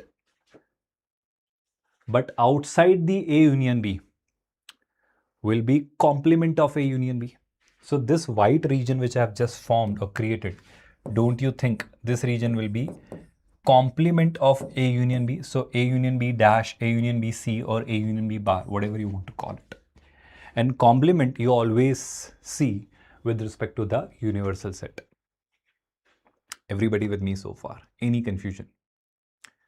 So De Morgan as a mathematician suggested that if you have A union B complement, you can find it by either taking the complement like this or taking their individual complements intersection. Sir, what does that mean? Okay, what is A? Sir, whatever is there in A is A. So this portion is A. So what will be A complement? Sir, complement of A if you want, complement of A you want means whatever is outside of A, inside the universal will be A complement. So this will be complement of A. Do you all agree with me on this? I repeat, this portion over here, which is outside of A, and this portion over here, which is outside of A, will be complement of A, yes or no? So this region over here, which I have created, is your A's complement. Similarly, can you help me with the complement of B as well? I hope you all can.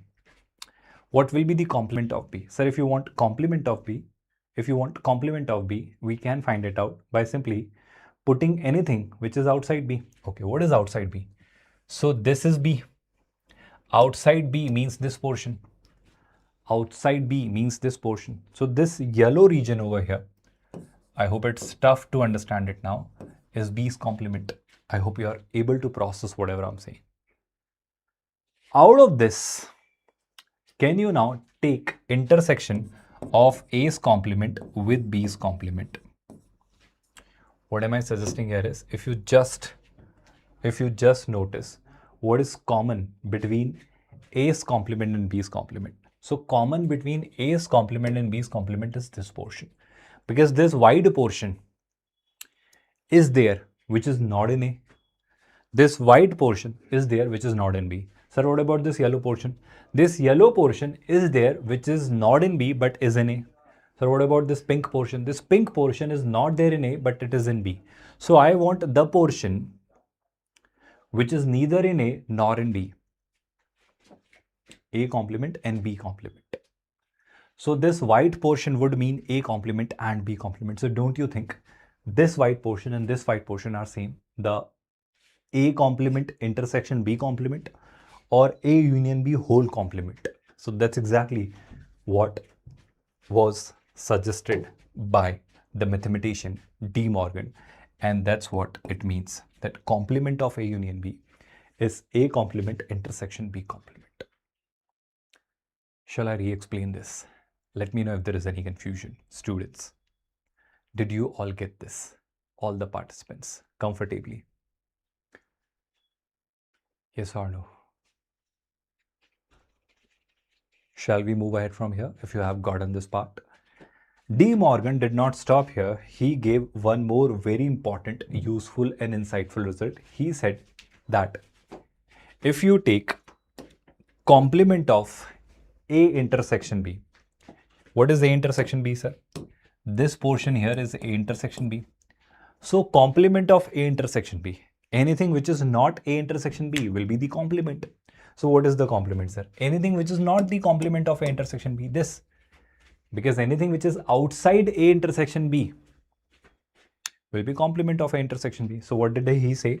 He said that this portion which is complement of A intersection B will be equal to union of their individual complements. Will be equal to union of their individual complements. Union this time, union, mind you students, union. So what is A complement, sir? Sir, A's complement is this and this. Sir, what is B's complement? B's complement is this and this. I hope you're getting it. And what is their union? I hope you see the union, the pink version, the pink part. Union means take everything. Whatever appears redundantly, take that also. So take everything. So I hope you do realize that A complement union B complement or even A intersection B complement, they both are the same region, aren't they? And that's exactly what De Morgan said in his second law. Did you understand both of these results without any confusion? Please ask if there are any doubts, queries or concerns. Everybody. Whatever we have done so far, let's quickly revise it with one of the questions. Rather, it has 4 questions. Let's answer all these 4 questions one after another. So first of all, I'll create the number line so that you understand it more comfortably. So there we have 2 sets. First of all, there we have a number line. So number line is given by this number scale, which has numbers from -infinity to infinity. So it has a set A, which is -3 to 2. So let's say this is -3 and this is 2. So there is open on -3, but there is close on 2. There is closed on 2 like this. And B is a set. This is set A, mind you students. And there is a set B. There is a set B, which is given by open -1 to 5. So there will be -1 somewhere here and 5 somewhere here. So open -1 to close 5. I hope you are able to process it, whatever I've done. Now let's answer these 4 questions one by one. If you're watching it sincerely, do let me know what do you think of each of these questions. The first question here. The first question here says that find this part. Which part, students? A intersection B. Sir, A intersection B means what? Common. What is common? Between A and B, the common portion is this. Don't you think so? This portion is common. This portion is common means -1 is common. No, sir, -1 is not here. So it is not common. 2 is common. Yes. 2 is there in both. So what will be A intersection B? Sir, A intersection B will be anything between -1 and 2. But -1 excluded, 2 included. Do you understand these brackets, everybody? Everybody got this idea without any confusion? Or shall I repeat this? Shall we move towards the next question? What will be A union B? Second question, everyone. What will be A union B? Sir, A union B is what you're asking? Yes. So A union B means take whether A alone exists, take where B alone exists, take the portion where A and B also both exist. So this will be A union B. Good, Shubham, that's brilliant. So A union B from here is going to be what? A union B from here is going to be -3 to -1. Sir, -1 is not here, but it is here. So it will be included. 2 is at both of the places. 5 is here. So -3 to 5, but -3 is in neither of them. So -3 is excluded, but 5 is there in at least one of them. So this will be A union B. Again, good, Shubham. Keep it up. Really nice. Let us move towards the third question. What is the third question here, students? The third question here says A minus B. A minus B. Students, remember that A minus B. I hope you do remember A minus B means take all of A, excluding what is common with B. So this is A. This whole thing is A. I hope you can notice it. But from this, the portion which is common with B is this. So this part should be removed. Good Vijay, good Shubham. So what am I now left with? If from A, I just remove the portion which is common with B, I am left with this part. But what about minus 1, sir? Will I have minus 1 in A minus B or will I exclude minus 1? Sir, what is the definition? Take A but not B. So in A, there is minus 1. Do I have minus 1 in B? No. So why will I exclude it? I will not. So A minus B will have this. This is your A minus B. Did you all get it?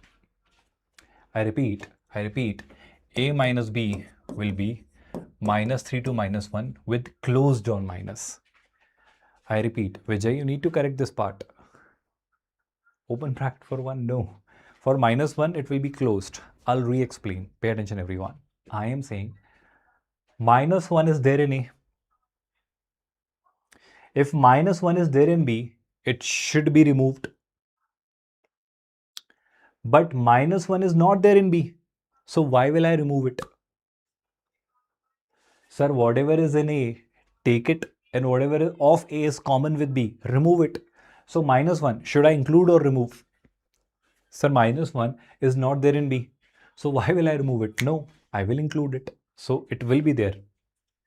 Both of you got it. And everyone else who's watching it sincerely, if you got confused, did you get it now? Or shall I re-explain? Great. Now comes the next part, the fourth one. Can you explain the fourth part, students? Everybody. That's B minus A. Now again do it and don't make any mistake. What will be B minus A here in this case, students? Sir, B minus A you're trying to figure out. So this whole is B, out of which this is the common portion of B with A. So my answer will be this. So I know 2 comma 5 will be my answer, but let's decide the brackets. So B minus A will be something 2 comma 5. But sir, what about the brackets? I think 5 is sorted. 5 has nothing to do with A. 5 is absolutely there in B only. So 5 will be included. What about 2, students? What about 2? Sir, 2 is something which is there in B, which is there in A. Come on, Vijay and Shubham. 2 is there in B. So if anything which is there in B and A both should be removed. So 2 is there in both, should be removed. Open. Are you still confused, all the participants, or shall I re-explain this? Give me a quick confirmation. If you all are still confused, do let me know. I will re-explain this. Give me a quick response, everybody. Give me a quick response, everybody. Yes. Yes. Good. Great. Let us do one more question. It will give you a greater or a better clarity on what we do on sets. This is a good question which will give you a complete clarity, a crystal clear clarity actually. This is a question. It will help you understanding in Venn diagrams also very clearly. So this is a question where I'll be drawing this universal set first of all. And in this universal set, I see some category of students who like some different subjects. So like this, then we have some students over here, then we have some students over here. Now, we have a group of total 50 students. So there are total 50 students. So in this group, there are total 50 students. And they are learning French, English, and Sanskrit. So there are 3 languages they are learning: French, English, and Sanskrit. Okay. Were found to be as follows. So there are 17 people who like French. There are 17 people who like French, 13 English, and I think 15 Sanskrit. Correct me if I'm wrong. Then the next thing which they tell you is French and English is 9 people. So people who like French and English both, this portion is 9. This and this both, mind you students. Then English and Sanskrit is 4. So English and Sanskrit, so this and this is 4. And then French and Sanskrit is 5. So French and Sanskrit is 5. English, French and Sanskrit is liked by 3 people. So there are 3 people who like English, French and Sanskrit, all 3 languages. Find the number of students who are learning. So there are certain questions which we need to answer. Everybody with me so far? Any questions if you have, please ask. First of all, I hope everybody must have cracked this data. If this plus this is 9, so this will be 6. Yes or no? Yes or no? If this plus this is 4, so this must be 1. If this plus this is 5, so this must be 2. I hope you remember 9 plus 2 is 11. 17 minus 11 will be this, which is 6. 9 plus 1 is 10. So 13 minus 10 will be this, which is 3.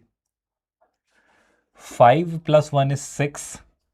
So 15 minus 6 will be 9, which is this. Everybody comfortably understood this part or got this part? Absolutely, absolutely, absolutely. Indeed, that's true. Correct. Absolutely correct. Now, my next question, everyone, here is this, that can you help me with some numbers? This whole data is 17.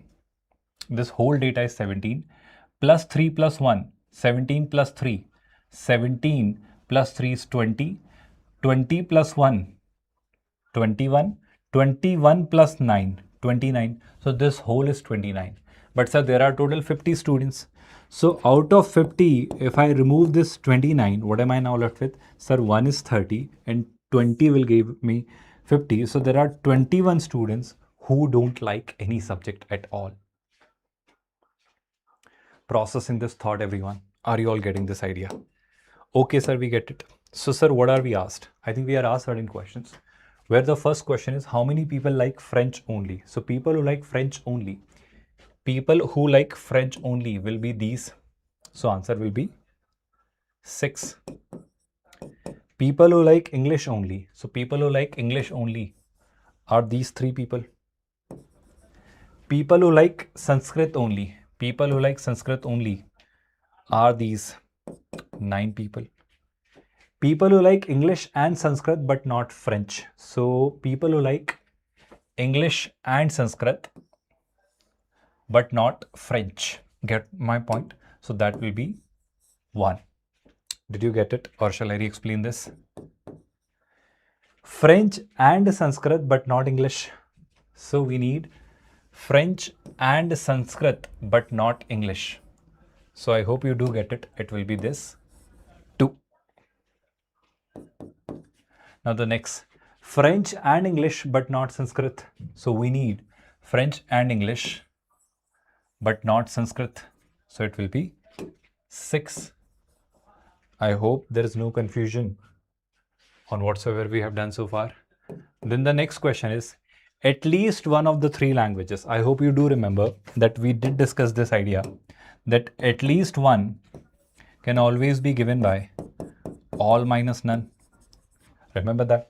So instead of calculating it like this, what is all? 50. What is none? 21. So 50 minus 21, 50 minus 21 will be at least one, all minus none. Getting it, everyone? Yes or no? So that will be 29. Shall I retell you this? Technically, it is union. It is union. It is union of English, French and Sanskrit. This means this only. Then none of the 3 languages. I think that also we have answered. None of the 3 languages. Where is that? None of the 3 languages is liked by 21 people. So this will be 21. 29, 21, sum is 50. Exactly one language. So exactly one language is liked by how many people, students? Sir, exactly one language, 6, 3 and 9. Yes or no? So 9 plus 9 is 18. So exactly one language is liked by 18 number of people. Then exactly 2 languages, exactly 2, mind you students, exactly 2. Exactly 2 is liked by 6, 2 and 1. So that's again how much? 9, I believe. What if somebody asks you exactly 3? What will be your answer? Sir, exactly 3 is liked by 3 number of people. Everybody understood the whole explanation, the complete solution. Are there any doubts, queries or confusions? Let me quickly explain the concept of Venn diagrams now. I hope you do realize that the concept of subset looks like this, that if you have a set B, which is the outer set, a set A, so set A will be a subset of B if all the elements of A are found in B. And here there are some elements in B which are not in A, so A is a proper subset of B. We have already covered this idea. Remember that. Then union. So if A and B are disjoint sets, disjoint means their intersection is phi. Then union means A and B both you just take. Even if they are having something common, then also union would mean take everything which is there in A only, B only, and A and B both. Remember that idea, students? Yes or no? Intersection, I hope you do remember it. They are disjoint. There is nothing common. So phi will be their intersection. But if they have something common, the common portion will be called their intersection, which we have just seen. Difference of sets, if some of you remember, we have discussed A minus B. Sir, A minus B here would mean take all of A, but not that part which is common with B. If they are disjoint, take all of A, but not the part of A which is common with B. So there is nothing common, so all of A will be my answer. Yes or no, all the participants. Complement, if you remember, complement means A's complement will be anything which is not A, but in U. U means universal. So outer bound and inner bound. Are you realizing or understanding my language? I hope you're getting the concept of complement as well. Yes or no, all the participants. Let me explain few more cases. For example, here, let's say there are three sets A, B and C. So how do we define A union B? So A union B would mean this whole portion. I think we have already covered it. What do you mean by A union B union C? That's everything, sir. A union B union C, this portion. I hope it is very properly visible and understandable. Yes or no? I hope. Let's say I talk about this part. A intersection B intersection C. So there is a mistake. Let me just do it. Actually, this is B intersection C. And then its intersection with A you are taking. So this is A intersection B. So whether you take it like this or other way, it will be same. Getting my point, everyone? Yes or no? Yes or no? I'll talk about symmetric difference now. Please pay attention, everyone. Symmetric difference. What does it mean? I hope you do remember. Symmetric difference means this is denoted by A del B.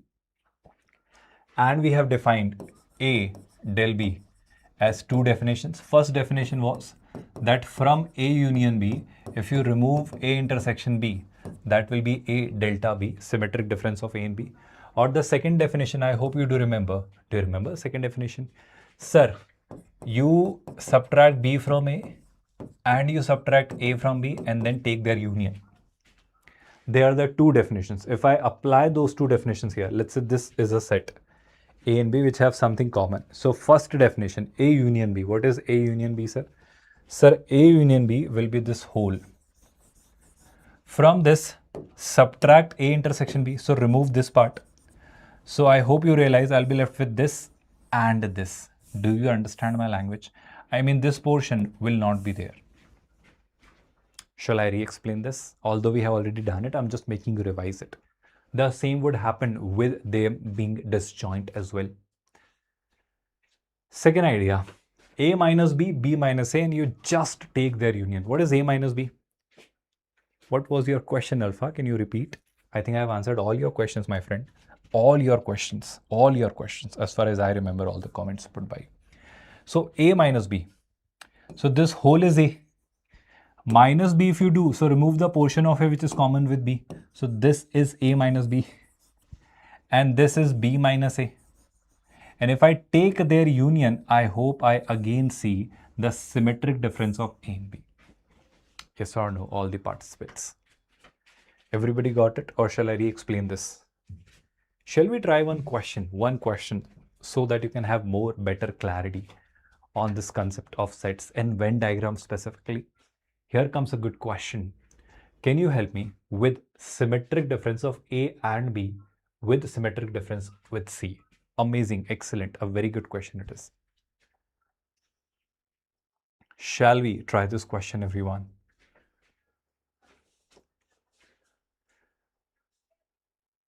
Everyone, are you all paying attention here? So what do? I'll begin with this data first of all. Let me try and work out A del B. Then we'll do this second part, which is A del B whole del C, right? So first of all, let us work on A del B. What is A del B according to you? So sir, if we are interested in finding A del B, Venn diagram I think will help us. I think that's exactly what we need to locate, the region which represents A del B whole del C. So A and B is a symmetric difference. Sir, very simple language will follow. A union B minus A intersection B. If I do this, I'll get A delta B. What is A union B? Sir, this is A union B. I hope nobody is feeling confused with this. But sir, where is the intersection of A and B? This portion here is the intersection of A with B. So from A union B, if you remove A intersection B, you will get A del B. So if I could first of all locate A del B, don't you think the portion which is only A and the portion which is only B, this portion here will be A del B? Everybody got it, or shall I re-explain this? I repeat, this portion which is only A and this portion which is only B with respect to A, this portion here, this is our A del B. Everybody processing this idea, this is our A del B. I hope this is properly visible and understandable. Makes sense, all the participants, yes or no? Okay, sir. So for a while, to make you understand this, let's say I denote A del B by a set X. So now I am finding X del C.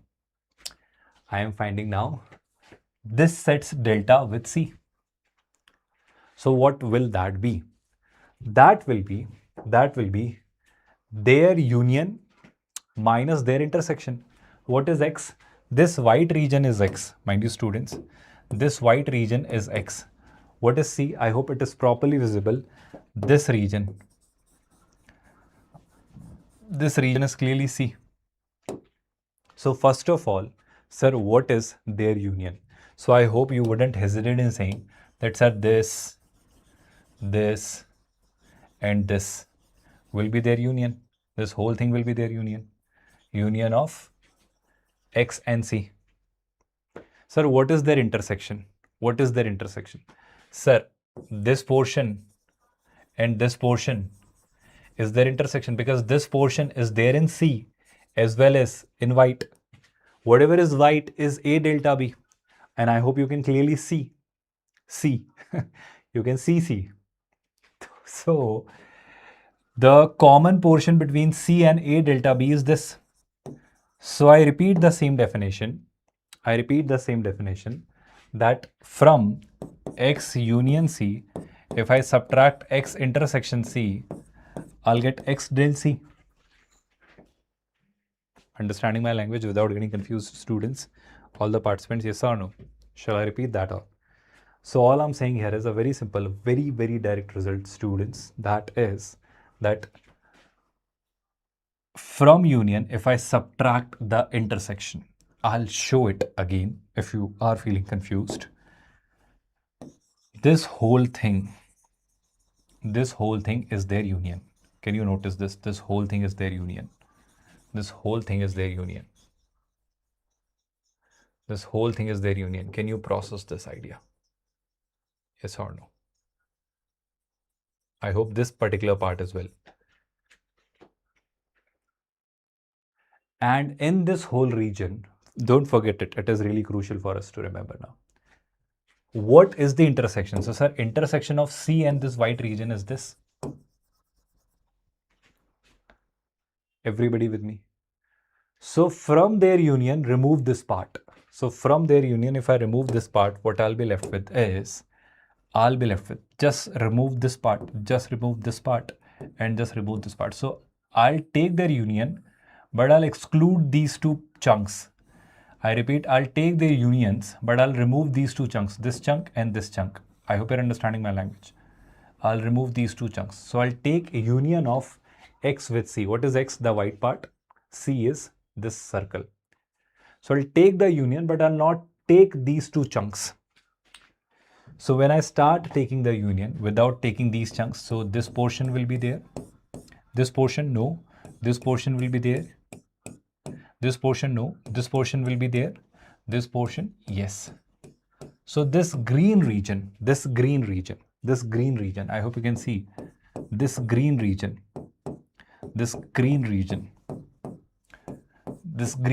I hope is properly visible, is my final answer.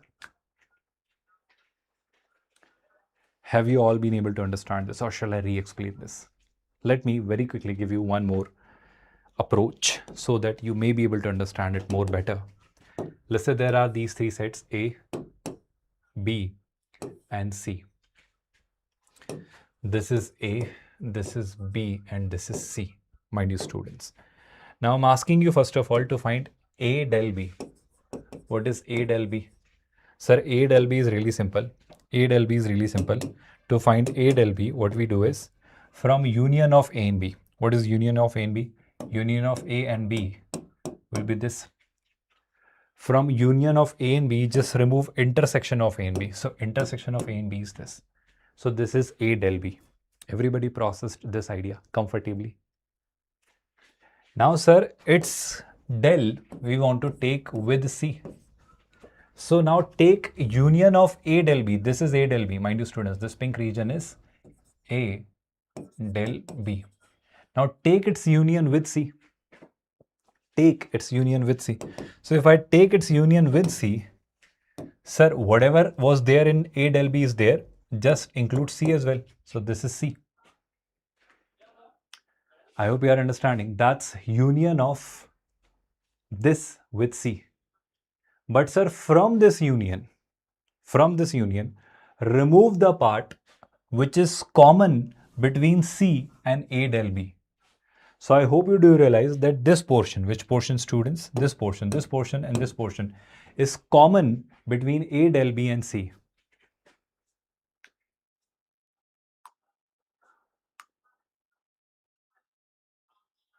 Everybody got my point, or shall I repeat it? All the students. Yes or no? So this final region which we have just created so far, I hope clearly matches with the region which we have created over there. I hope you do agree. And this is our region, which is A del B del C. Any queries or confusions if you have, please ask. If you have any doubts, do let me know if there are any confusions. Shall we move ahead from here, all the participants? One final question and then we'll call it a day, everybody. This is our final question for today. Let's see how many of you get it right. It has options in it. So if you are willing to respond, you can. By using pylons, you can participate. So here we have this. Everybody give it a try, all the participants.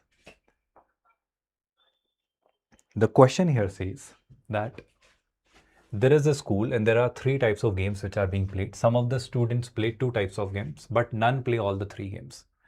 So there are 3 types of games which are being played. Some of the students play 2 types of games, but nobody plays all the 3 games. Which Venn diagram among these PQR can justify the above statement? Now let us keep applying this condition over here. The condition says some of the students play 2 types of games, but nobody plays all the 3 games. Sir, if I locate this point, this is a student which is playing all the 3 games, which is playing this game, which is playing this game, and it is playing this game. So sir, nobody plays all the 3 games. So P cannot be my answer. Great, that's good, Shubham. Excellent. Same is the problem with Q. Locate this point. This point is there in this set. This point is there in this set. This point is there in this set. So there is an element which is playing all the 3 games. That's not true. Let us locate this point. This point is there in this set which plays this game. This point plays this game as well, and this point plays this game as well. So this point is again playing all the 3 games, which cannot be true. which means P, Q, R, none of them are a correct representation. My option B will be the correct answer. Everybody understood it? Any query or confusion if you have, please ask. One of the ways, I'm not saying this is the exact answer, but one of the ways could have been like this. Some people play two types. So it could be like this, I hope you're understanding. And it could be somewhat like this. It could be somewhat like this. But there is nothing common between them. I mean, there is a chunk here which is not common between any. I mean, some people play only one game. Some people play exactly two games, but nobody plays all three. So there is no intersection or common between all three. So this could have been my answer. This could have been, I'm not saying this is the only answer. There could be some other figures as well, but this could have been. Everybody understood this session. Everybody got the complete crystal clear idea, whatever we did today. We have done the whole chapter sets. So in the next class, we'll do relations and functions for class 11th in this backlog series. What is my request? What is my assignment to you? Now solve questions. Since it was a one shot, of course, to get better clarity at sets, you need to practice more questions. So first of all, begin with NCERT level questions. Our module also contains some basic level questions. Then you gradually move towards previous year's questions. Begin with mains first and then move towards advanced PYQs. I think for means last 6 years PYQs are sufficient. For advanced, last 25 years PYQs will be sufficient. The dark way, yes, soon we'll do that as well, don't worry. So I think it was a great session. You must have learned the basics of sets through this one shot, and you must have gotten a great, decent, crystal clear clarity with this. I believe there is no confusion, query or concerns if you have. With this, shall we call it a day? Everybody with me? So it was really nice interacting with you all. Thank you so much. You all have been a great audience. Take a good care of yourself. Good night, everyone.